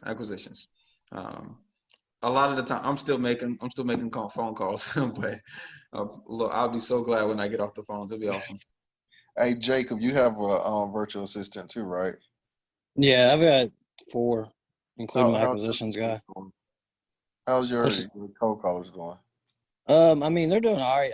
I mean, I constantly try to get them better, but like, they're not going to be as good as I have somebody locally because I've had local people call for me, but it's just too much money It is. It's out of my expensive. pocket. How many? Yeah. How many do they bring in for you a week? How many leads? Yeah. I try to tell them the same thing that Salon does, so like 5 to 7 leads a day per.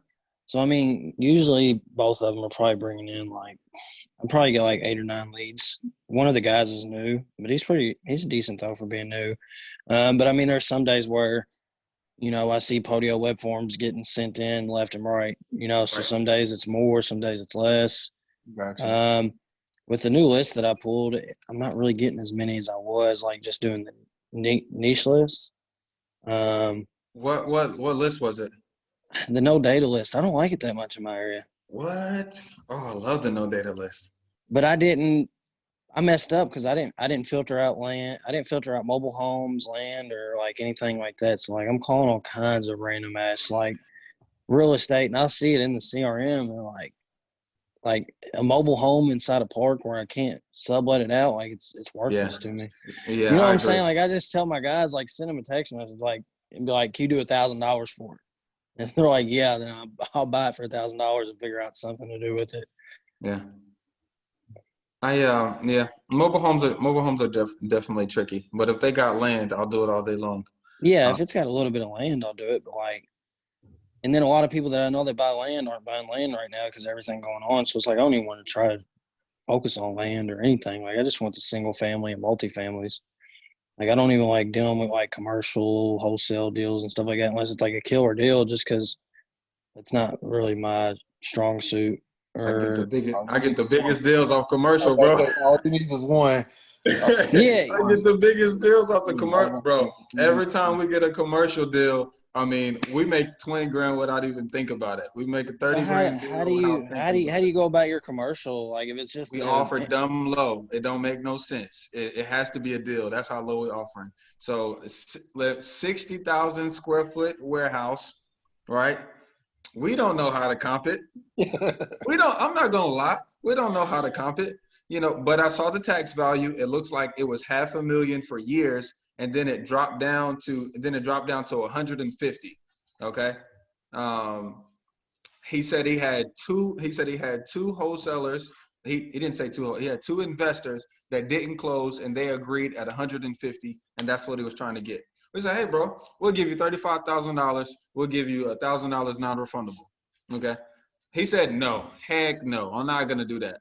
I said, okay. Did anybody else give you a non-refundable payment of $1,000 in your pocket right now? He said, no.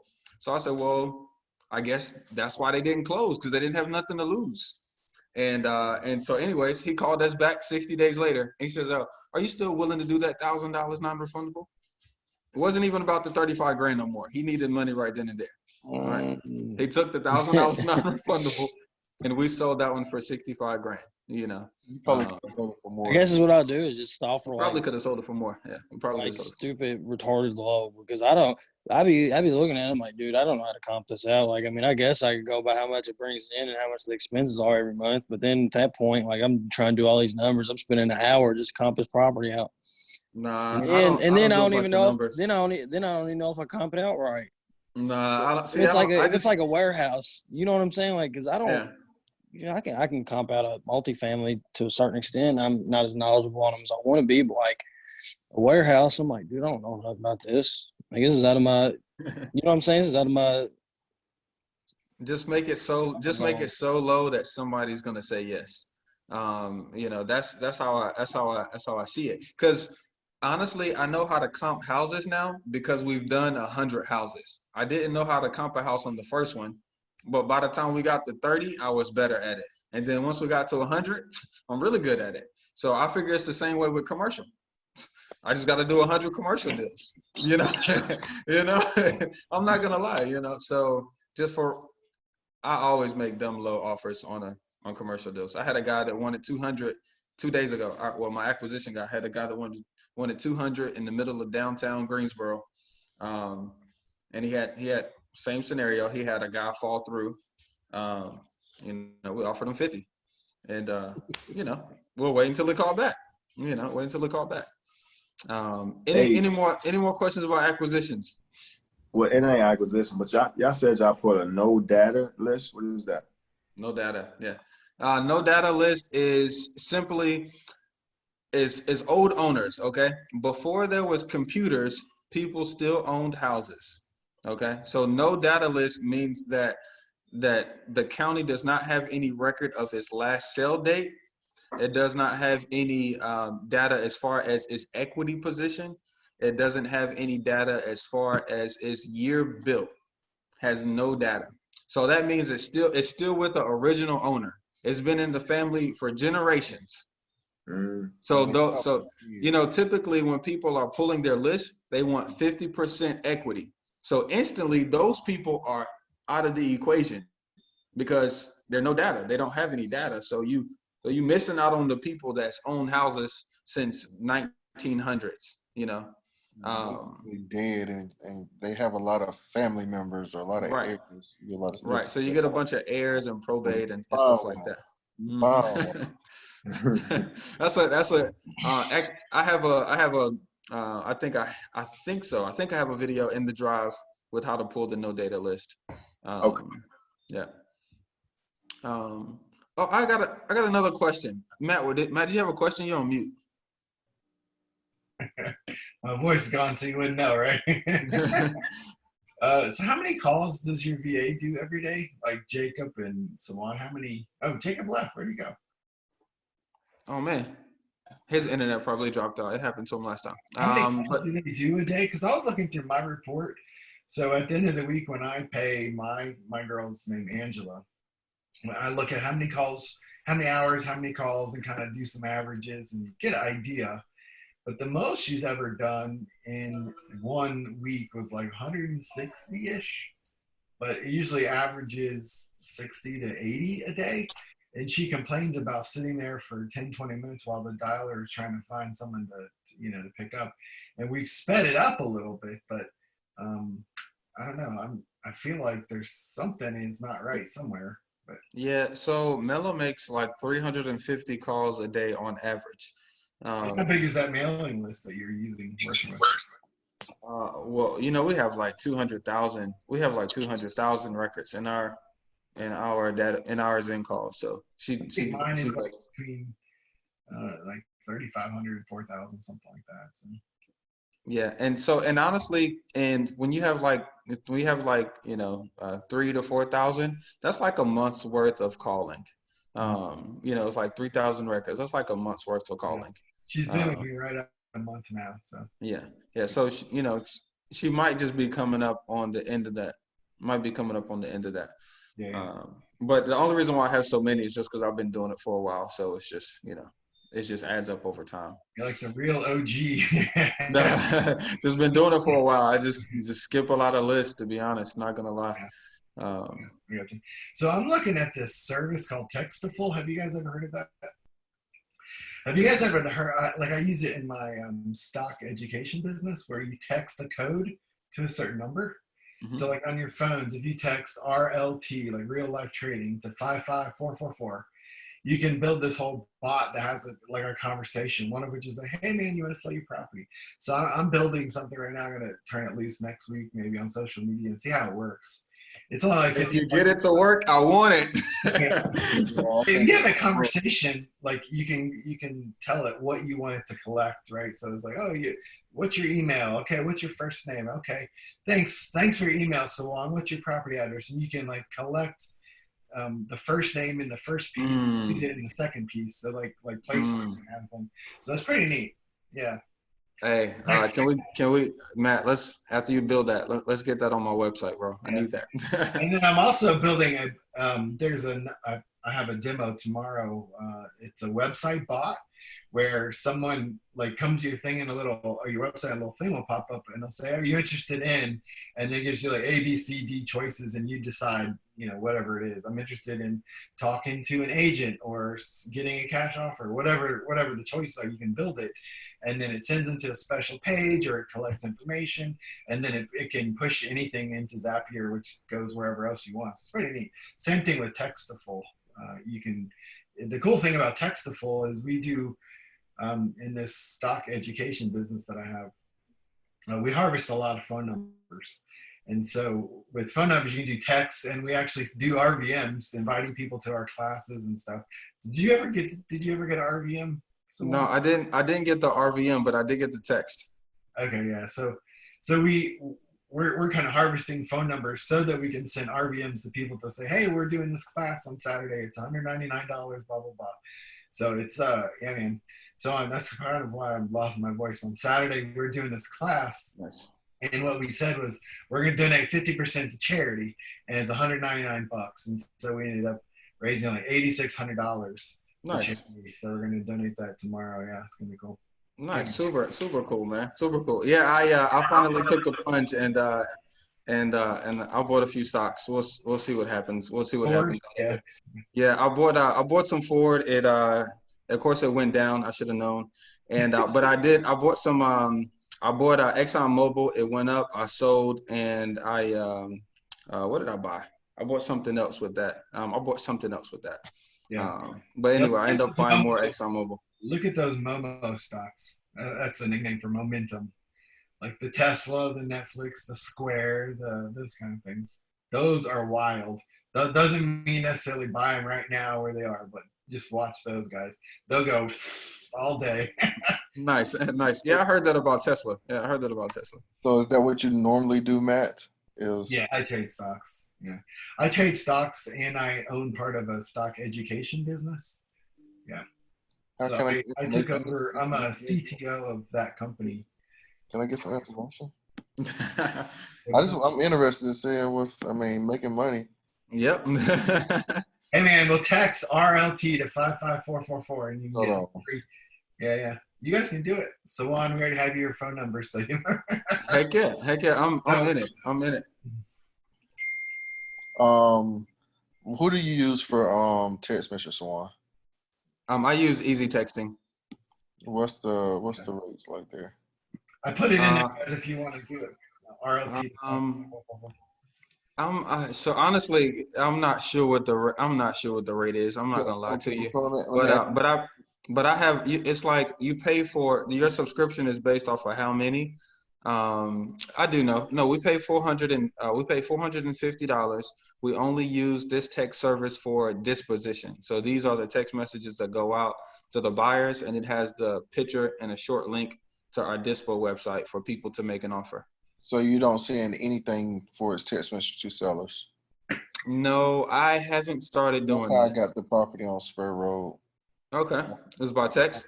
Yeah, it was strictly text. What did you what software? Go for close. Go for close.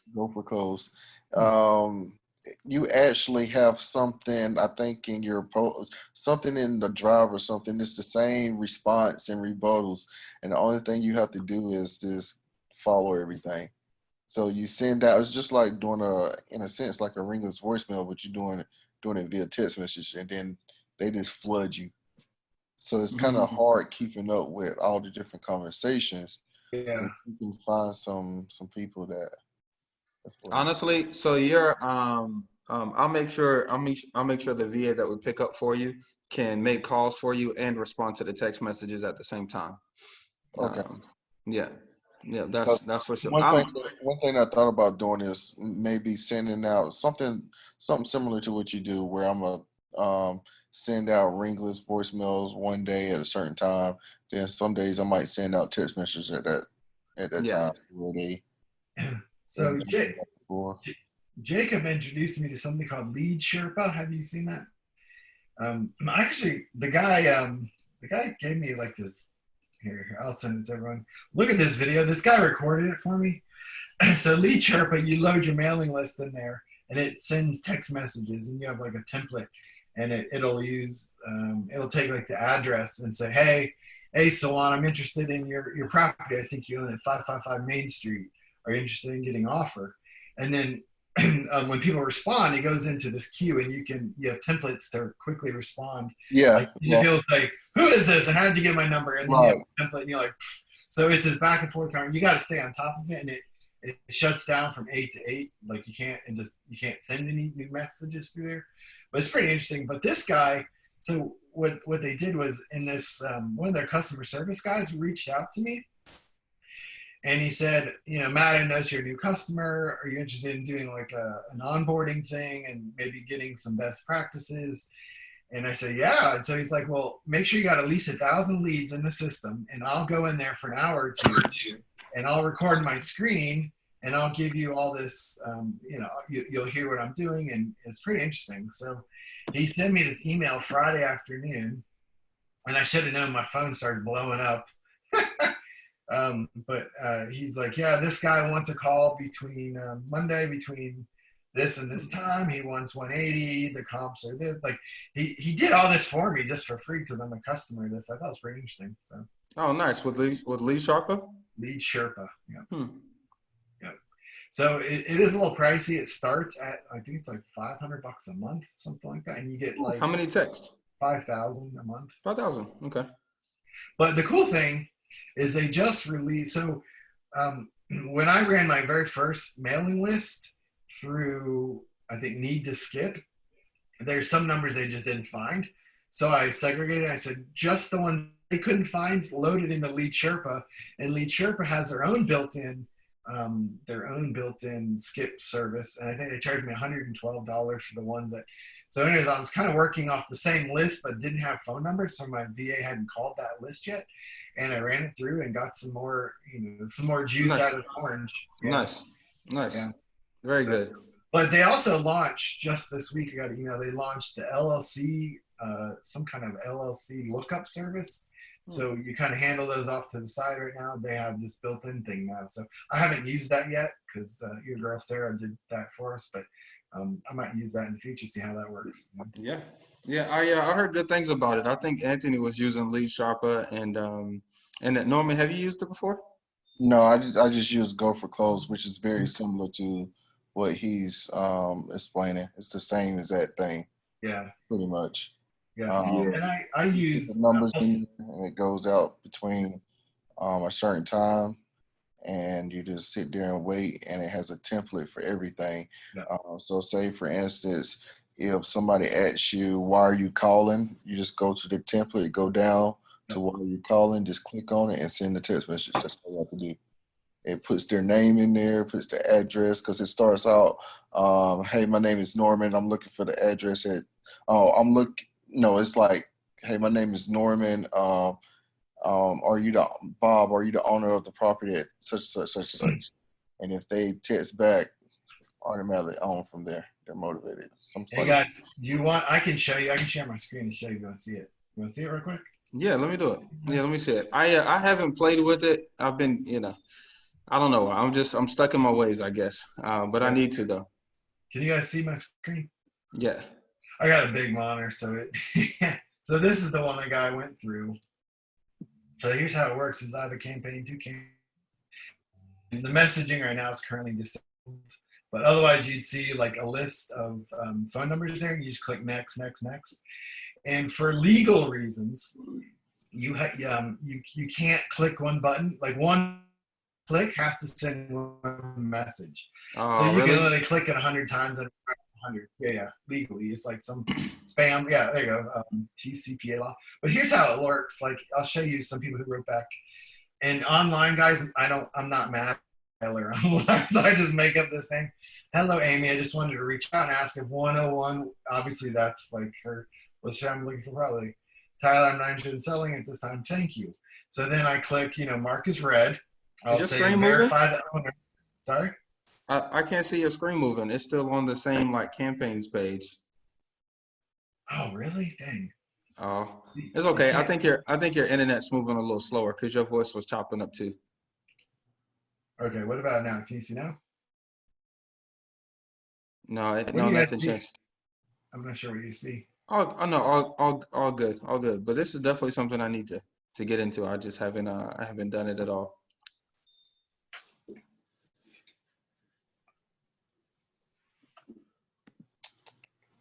Anthony, has Lead Sharper been working good for you? Yeah, I like it, man. I actually stopped using it because it's kind of expensive. I switched over to something called the Smarter Contact. It's pretty similar, man. They kind of all the same. You can put in the address and the name and all that. What's that one called? The Smarter Contact. The Smarter Contacts? Yeah. So that's what I'm on now. I think the Elite is like 200 a month, where Lead Sherpa, man, it was starting out at 500. Yeah. Like, it's a big difference. So Either way, you need a VA to do it. I wouldn't be doing yeah, that. that's what I was gonna ask you, man. Like, what's do you think I should? Oh, fuck, man. It's okay. But yeah, I was gonna say, you think I should go ahead and hop on that now, or Yes, yes.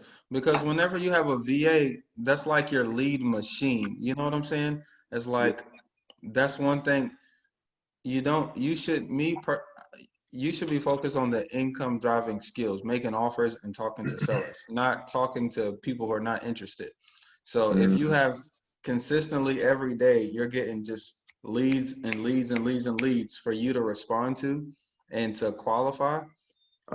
You want the warm stuff. So you know what I mean? You need a VA. I mean, honestly, that's one thing that took me up. When I hired Mello, that's one thing that really changed it for me. So you just need it. Yeah, you need it. yeah. Like I mean, I want to, but I just like I don't know how to hit play on that. You know what I mean? Like Go to Upwork.com. I have on the drive, you can go to the freaking virtual assistants tab, and I have exactly the copy that I use to hire somebody. Boom, copy and paste it over there, right? And from that copy, they're gonna send you a recording of the script. Okay, great. They send you a recording. Now you're looking for somebody that sounds as close as to me and you, how we talk as far as English goes. Great. Then you narrow that down to like 5 people, and you're looking for integrator. You're looking for people who are detailed. Okay, so detailed people, they're not just gonna, most likely they're not gonna be a male. But yeah, you just want to ask them detailed questions. Hey, how long are you planning on staying? Why did you leave your last job? Questions like that, and bring them onto the team. And I typically whenever I do that at that interview, I'm asking them questions like, okay, so let's say that you're talking to, you understand what we do. So, let's say that you're talking to a seller, and they ask you if you're in the country, how are you going to respond? And if they lie, if they say, hey, no, I live in the United States, nah, I don't want you. No, I live in the Philippines. I'm an assistant for Buy Triad Homes, and we help them find properties in the area of Greensboro. Do you want to sell? That's how I expect them to answer. And if they can answer like that on the interview call, I know me and them are going to get along pretty good. You know what I'm saying? okay. Yeah. Now my biggest thing is like, how much should I be putting to the side?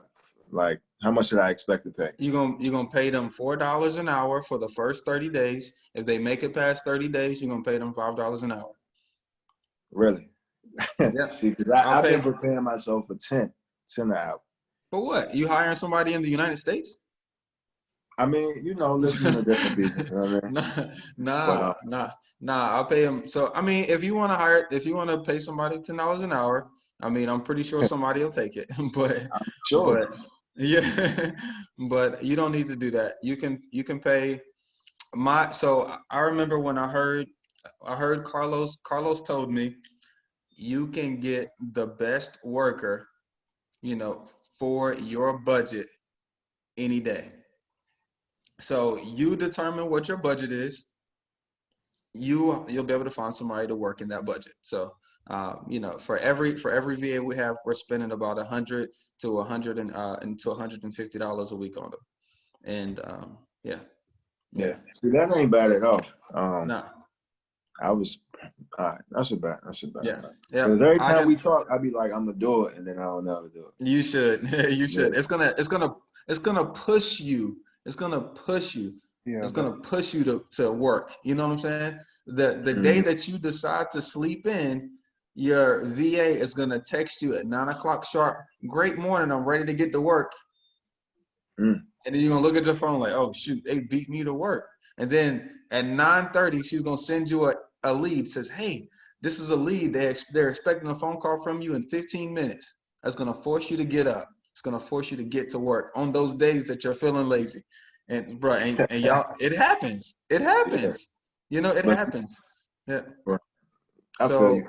that's what a team does. A team pushes you to say, hey, I gotta get this done. I got people, I got people that need me, Hmm. and yeah. Yeah. See, now I feel you, man. I got to put some more work in because I'm trying to figure out how I could be able to step away and keep everything running without me. I'm trying to step away too soon. No, we all are. We all are. Yeah, that's why you should just come on to my team. Start playing. Yeah, I mean, it's really no way for me to step away then. You'll be surprised. But yeah. Heck yeah, yo, I love you guys. That was acquisitions. That was acquisition. So right now I'm kind of doing, I wanted the new guys to be on this because Langston hasn't done a deal, Carl hasn't done a deal, and Gilbert hasn't done a deal. It's like 5 people on here, and none of them was here today, of course. But this is all like the first 4 steps. This is 4 steps to getting your first deal. So next we're going to talk about what we do once we get the contract. So which is pretty much finding your attorney and setting the expectation with him, setting the expectation with your seller for the walkthrough, and then also building your buyers list for the best people, because we're looking for quality right now, not just anybody, because the good buyers are buying right now, not the guys that are hey, I'm trying to get into the business. Nah, those are not the ones buying right now. Heck yeah. Do you guys have any more? I hope today made sense. I hope today added a little value for you. How we're on the phone call, we're sucking all the information out of the seller and making it their idea that we're the best fit for them. Because that's what you're trying to do on every call. I'm telling you, it's especially when it's just certain words that you use. Hey, it's going to be a little bit lower than what you want, man. So, but I knew you wanted that convenient cash sale, so this is how I'm able to do it. Are you sure you still want a cash offer that can close in a couple of weeks, or are you willing to wait 6 or 7 months? Oh, I'm willing to wait. Okay, great. Well, let's list it. So, but yeah, if you guys need something, hit me up. Anthony, I gave everybody the homework to write down their goals like last week and the week before. I'm not sure if anybody did it, but go through and write your goals. I probably told you that one time before. Have you wrote down your goals? I'm still developing them, but I got one of them, my new ones is I want 5,000 passive income every month. So Nice. nothing too crazy. I mean, nice. What are you gonna give to earn $5,000 passive income?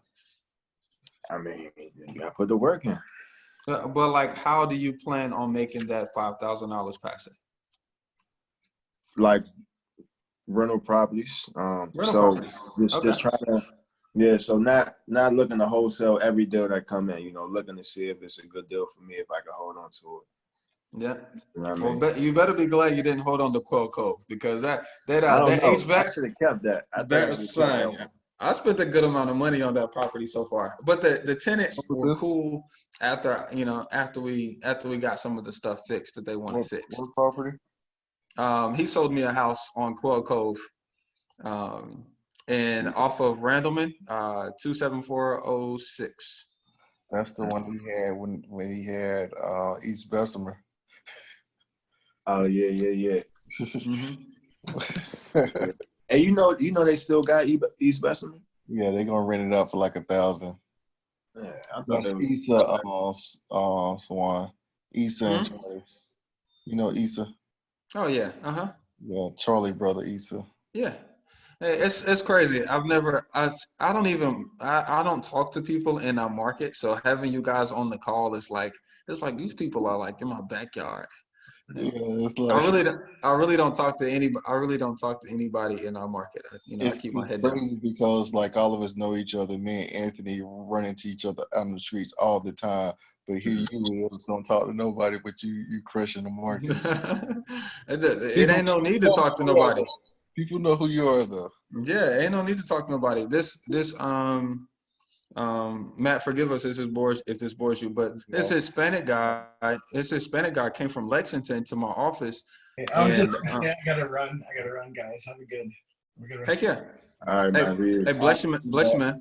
Thanks, man. But yeah, this Hispanic guy came to my office, and and yeah, he was just yeah, I don't know, he was trying to collaborate and all this good stuff. I'm like, bro, just do a deal and then we can talk, like then we can talk, yeah. So I'm down to do deals. That's what I tell everybody. I'm down to do deals. I don't want to talk. You Yeah, ain't got nothing to talk to me about unless we talking about, us buying or selling something together. So, yeah. and I know this kind of off topic too, but did you go to ECU too, or was it just your mom? No, my mom went to ECU. I went to NT. Okay, okay. I went to East Carolina too and played ball there, so I think Nice. I seen her in something with ECU. So Yeah. Oh yeah. Oh yeah. She's definitely a diehard ECU yeah, fan. she a pirate. She a Yeah, pirate. she is. We from down that way. Okay. We from down that way. We're from Plymouth. Oh, okay. I know some people from Plymouth. Little Yeah. ball, little Wash. Oh yeah. Oh yeah. We play ball. We play ball. We got several rings. We got several rings down Yeah, there. yeah. Yeah. C.J. Wilson, Willie Smith, J. Ross. Nice. Let's go, Jay Ross. Yeah, Yeah. you That's know my J. dude. Ross. Yep. I played ball with J. Ross at ECU. That's what's up. Yeah. Hey, I'm gonna save it for the next call, but I want to talk to you about looking into different markets, and a few other. Dominate your honest. We can talk about it because I do deals in like Wilmington and I do some deals in Raleigh and Hampstead and Supply. So we do deals towards the coast and we do some deals in Raleigh too. So I like it, but I hate doing deals. If I'm not making 100 grand in my area, I hate doing deals anywhere else. Because Mhm. there's enough money right here. We can do 100 grand a month, and then okay, great, we do some deals out there, perfect. But the months that we don't do 100 grand, I'm like, yo, what the fuck are we doing? Fuck Hampstead. I'm not trying to do deals out there. I'm for real, for real. But yes, we can talk about targeting you whenever you're doing, in my opinion, whenever you're doing deals outside of your market, you want to be doing direct mail or PPC. um, you know RVMs and cold calling is nobody ain't got time for that. Those are cold leads. Those are cold leads that you got to make warm and then you got to get them hot. But Yeah. PPC and direct mail, they're hot leads. So they're gonna be worth your time. um, Okay. So that's yeah. that's my opinion. Okay, and then other people money, man. I'm trying to figure out how to. I know that's your thing there, so It I'm trying to is. figure out how to really do that.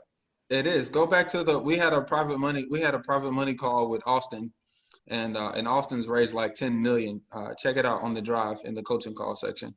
And but yeah, private money is the stuff. So if you're not doing it, whenever you buy a property from an investor and they have a payoff, always pull the payoff yourself. Don't let the attorney do it. Don't let the seller do it, because it's probably private money. So if you call him, this guy named Joe Bostic in Greensboro. Apparently, he was an NFL player back in the '80s, and I met him by calling for a payoff. And he was a cool dude. So every time I'm raising money, he get a text message. You know, and so finally, after sending him text messages for like 8 months, he hit me on the last text message. He says, "Hey, after this whole thing, wrap up, you know, let's have a talk in your office. You know, so that's one of the best ways is going behind your buyers. Go look at that HUD. If you close a deal with your buyer, look at the HUD and get who the guarantor is. Skip trace that LLC. Boom. Okay. I love doing that. I got a referral on Spur, and the buyer went around the realtor and contacted me personally. Oh, nice. Say that, oh, what's the lockbox code? But you can tell that he's like, hey, next time you get a deal, just send it over. Yeah. Oh yeah. And, Oh yeah. and I think he's from Charlotte. That's a good thing. Yeah. Oh yeah. There's a bunch of people from Charlotte and Raleigh that's buying in Greensboro. Yeah. You know, they can get in a little bit cheaper in our area. Man, it's cool to have you guys on the call, bro. Yeah, I don't rock with a bunch of people in our area. So yeah, that's what's up. That's what's up. Yeah, man. Appreciate We you gotta, too. bro, we gotta get y'all doing more deals though. Like for real. And like, bro, stop playing. Get a fucking VA. You're right, man. You're right. Yeah, for real, man. I think we when we talk about that in October, November. Yeah. Yeah, man. Let's get a VA. I'm about to give me one, Ant. So I'm right there with you. It's like you Yeah. want. It's like you know you need one, but you don't want to get nobody. See, my first VA, I had her. Man, she was blowing through work. I couldn't keep up with. Like it wasn't enough leads. It was.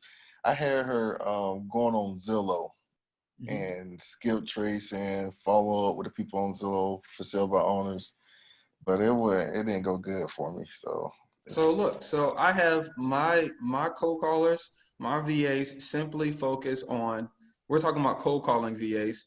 She simply focus on lead generation. So she's making calls. She's going on Zillow. She's going on Craigslist. She's going everywhere she can go to generate leads, and she enter those into the web form, into Podio. That's it. She is generating. That's her only task is to generate as many leads as possible. So we have a Facebook. Anthony, if you don't know, so we have a website we have 2 websites for sellers, and we have 1 website for buyers. Okay. On Facebook, we have 2 business pages.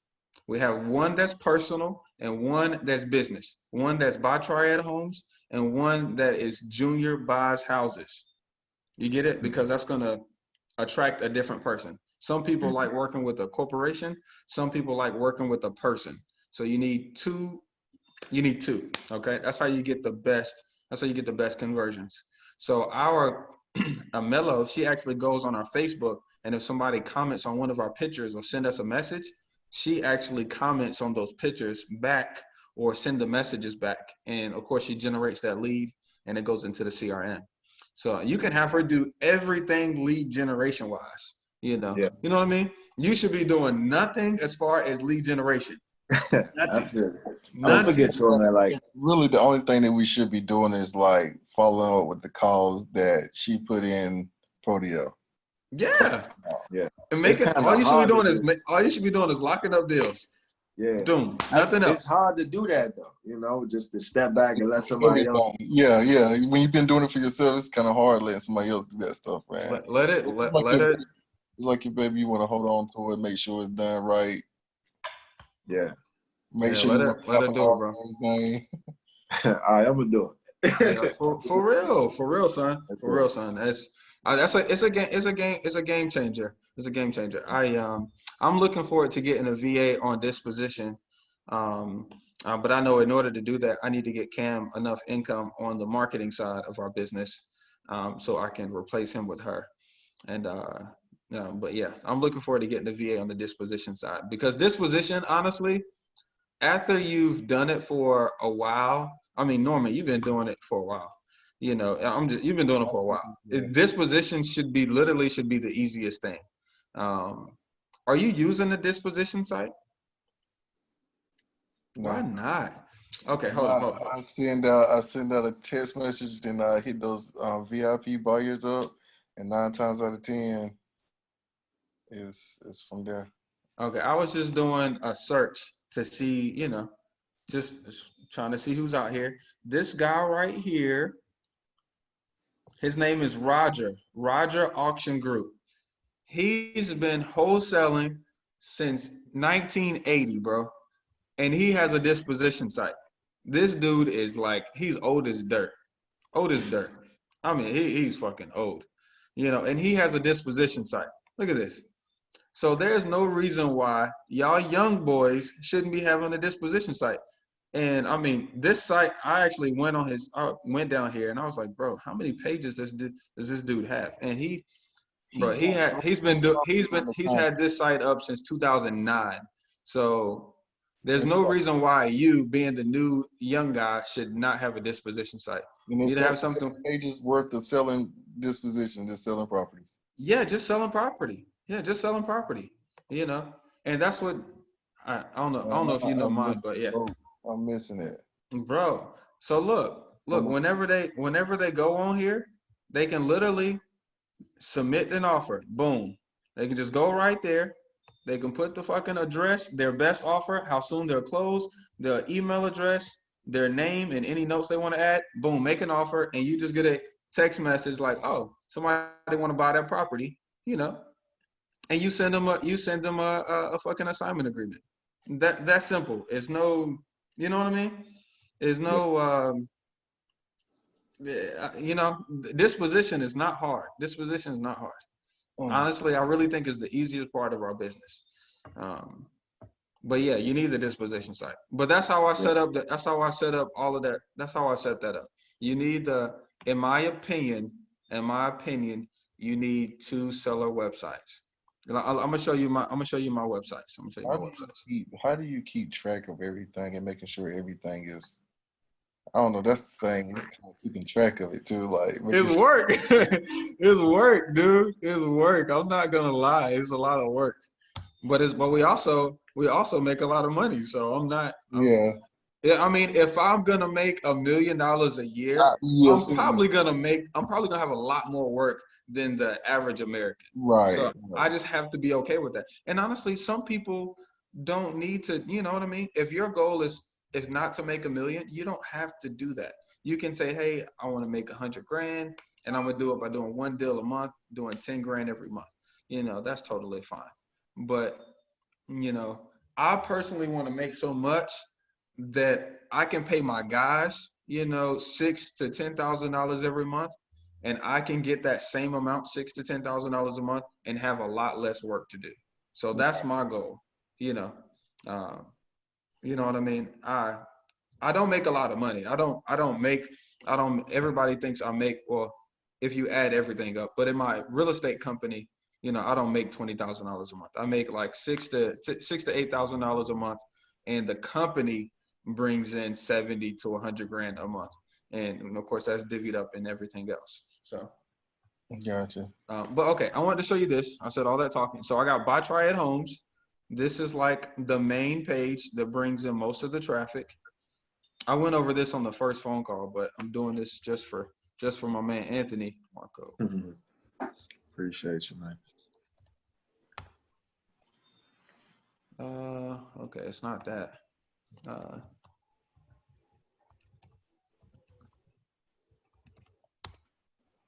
Okay, come on, internet. Is that it? Hold on. Let me do this. Apparently, I don't know my own site names. So yes, it's a lot to keep up with. And it's $50 a month. Is it how much for the sites? You know, a fan, 150 or something like that. Yeah, it's something like that. How much are the sites so on? Yeah, I think it's 150, and you get 3. But they pay for itself. These are all of our sites.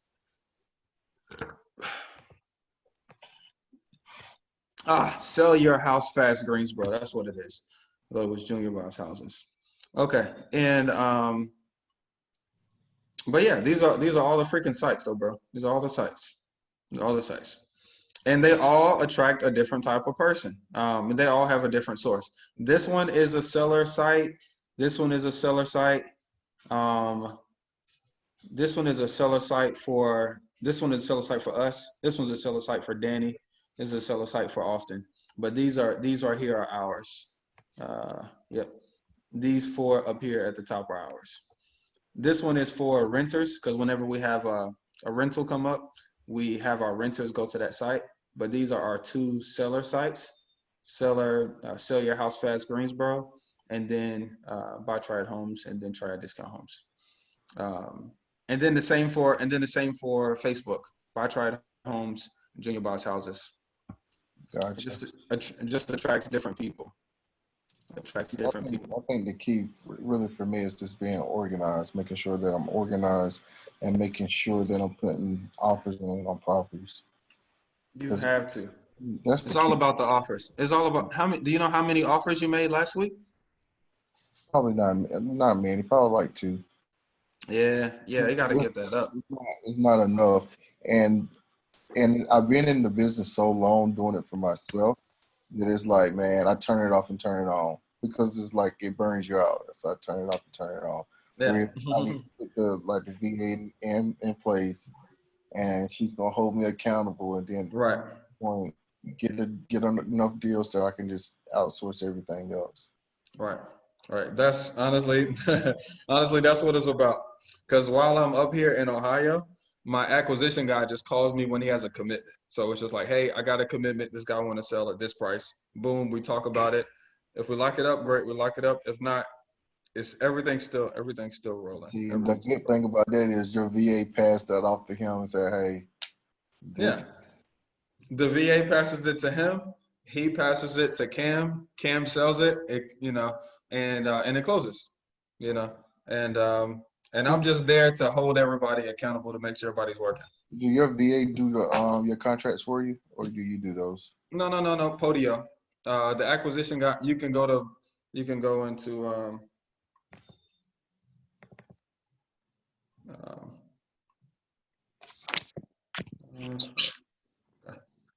so I go into Podio, seller leads.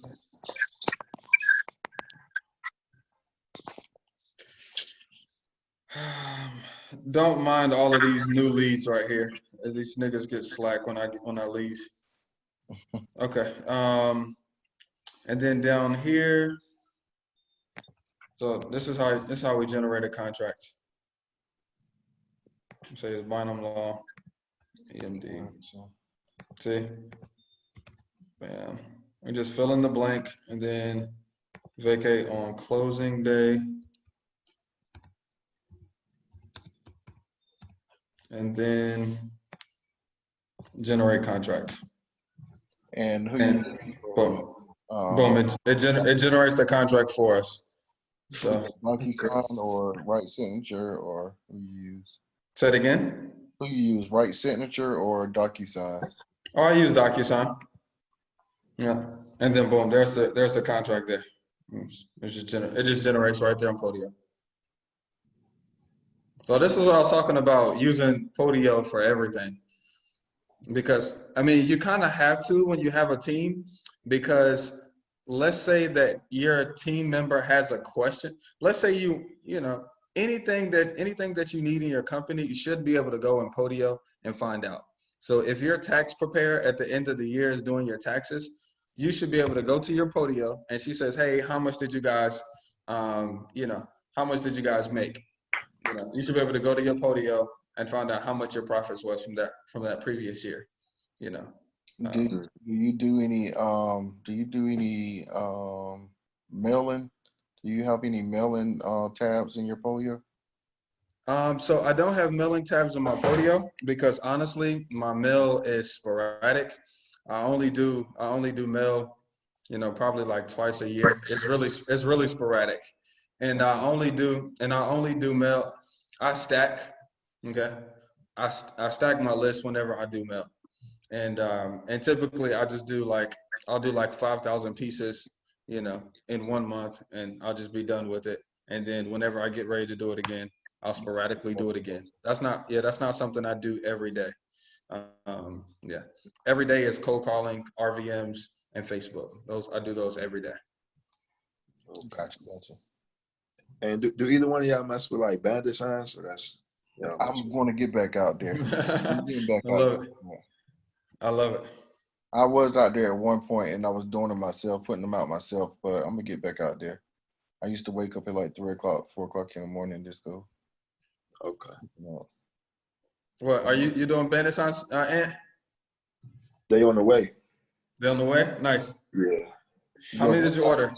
that's 200. Week. Week.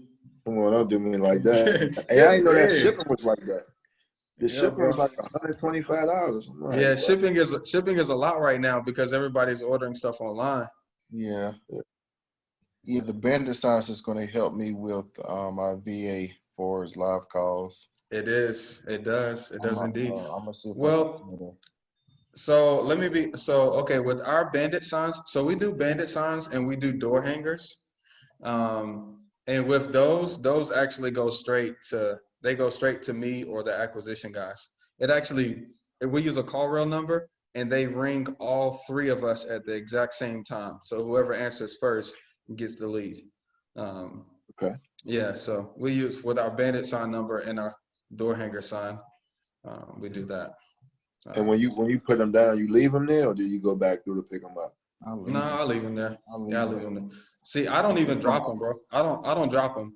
So whenever we'll order 1,000, and then they drop off at the office, and then Mr. Robert will come by and pick up 100, and he'll drop them off. And then next week he'll come back and pick up 100, and he'll drop them off. But we only do that like once a year. We'll do like 1,000 once a year. Yeah, I'll leave them. Then I try to go back and ride in the areas and see if it's a bandit sign there. But you'll notice some of the hot roads where the homeless people be sitting at, they'll pick them up. Yeah, and right on the back of them. Right. That's why you got to get double sided. Yeah, you get a double side on them. You gotta get that double sided. I love quick, man. Double side and right on the back of them. You be like, yo, I spent money on that. They go, Oh, that's too funny. How much you earn today? I need half. That's too funny, dog. yeah. Yo, you guys are fucking awesome, bro. Hey, send me that the info on that deal though, Norman. And Yeah, I'm about to say. I mean, Anthony know about it as well. It's East Whittington. I'll send it over to you. So I'll tell you a East little bit. Whittington. Oh, nice. Oh yeah. It's 505 East Whittington. It's fully renovated. I went in it, and I still got pictures of it. But I went in it, and hardwood floors throughout. The other one is on Martin Street, and it has some veterans in there. It's 4 bedroom, 2 bathroom, and it brings in. I want to say it brings in close to $1,600 a month. So what? So the 505 Whittington. Why she want to sell it if it's all the way done? So she wants to sell them as a package deal. Oh, okay. I had those properties. I should have got them under contract much lower. I think I had both of them around. I want to say around 70, 80 For both? for both. I want. And they were done? One of them is done, and one of them was got tenants. Oh, okay. Yeah. Oh, that's me. So I couldn't. So the issue was, I'm gonna tell you what the issue was. Charlie introduced me to the seller, Okay. and the seller had a realtor involved. So it's so many people involved, but I was the person that went under contract with her. So I'm marking out this property. I couldn't get nobody to buy these two properties. Part of the reason why I couldn't get nobody to buy them because they couldn't see the property that was rented because it got tenants in them, and she didn't want the tenants to know that she's selling the property. But the other one that's vacant, to this day now, I go by that house and she's still paying the power bill on it. Like everything is still cut on. Yeah. And like I couldn't push it. Can you text me her phone number, please? Yeah, I'll send that stuff over to you. Yeah, I'm down. Those properties, and I'll tell you the backdrop. The backdrop is they've been in the business Hey, forever. babe, I'm still on the call, honey. They've been owning these properties forever, and they won't out. The husband is tired of like going to work every day, having to deal with the tenants because the wife she just She doesn't go by herself. He told her, I don't want you to go by yourself. So when he goes to work and gets off of work or whatever, he has to deal with them. Yeah. So, want out. Okay. Want I out. love it. Yeah, I'll follow up with them. I'll follow up with them myself. Yeah, so And I can to you as well. yeah, I'm down for that, man. Yo, if you guys need anything during the week, just let me know. That property on Spur, you remember when you was like, hey, 35? I Uh-huh. went back to the seller and tried to renegotiate the deal. He was like, man, I'm giving you a good deal at 50. I said, because I originally offered him 40. I knew it was a solid deal. I offered him 40, and he was like, "Nah, I'm giving you a good deal at 50." So when I went back to him, he was like, "Nah," he said, because I just got a phone call, Tina, the lady, I just got a phone call saying that you marketing the property.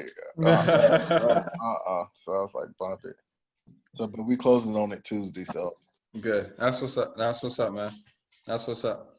yeah, Yeah, that one was a solid deal. That was like $11,000 deal or something. yeah. Nice. 10, and I have to pay the realtor, but it's cool.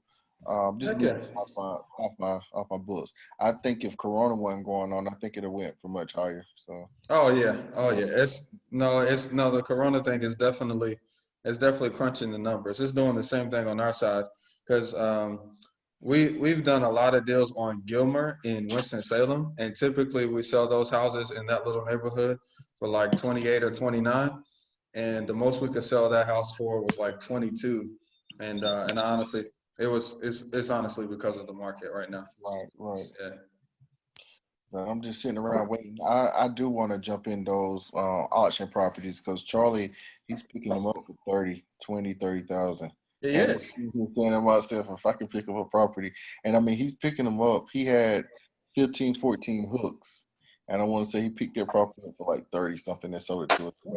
Yeah, yo, he had some that I wanted myself down in over off of MLK. It was like two duplexes and a single family, and he picked them up from the auction for like 60, and I Yeah. offered him like what I was gonna pay for it, which is typically lower than what everybody else is paying, but I was offering him 90, and he said he sold it to somebody for 105 or something, and I had the two triplexes and Aunt know about those yeah, ones. that's what it is. Yeah, the Yeah. two triplexes. Yeah.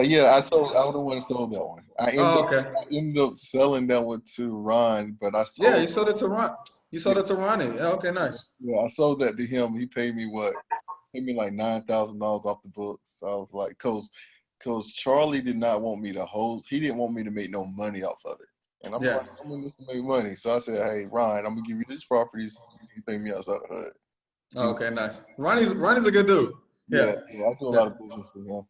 yeah. So Ronnie's a good dude. I had the West Terrell had that under contract, the 30-unit apartment complex on West Terrell. What? Got backdoored. Huh? Backdoored. I think What? me and Ant was knowing each other around that time. I think that's around the time we first met. What happened? Over there on West Terrell, the apartment complex. Yeah. I got backdoored on it. Oh wow. Wow. Oh, son, with those big deals, you got to put that EMD down. File that memorandum. I don't play no game with them big ones. Right. Because you got some people out here that hey, Oh yeah. they're gonna get it. Oh yeah. Yeah. Oh yeah. I'll go ahead and put down that EMD and I'll go ahead and file that 250 memorandum on you. I'm down. Right. But heck, yo, hit me if you need something, and I'll let you know what that young lady says about that about those houses on Whittington. All right, appreciate it, and then I'll send it over to you. Okay. Hey, bless you guys. I appreciate y'all. All right, see you. Appreciate it, man. All right. Yo, so how was that? I hope you guys like that. Man, I'm telling you, I love sharing all of the things that I'm learning in my business. I don't consider what we do to be like an absolute. Things are always changing, things are always moving and shaking, and so I really love to be able to share what's actually working currently. If you guys are doing something currently in your real estate investing business, okay, or not doing something, let us know down in the comments below. I'd love to see how we can help. Until next time, we'll see you on the next one. Peace.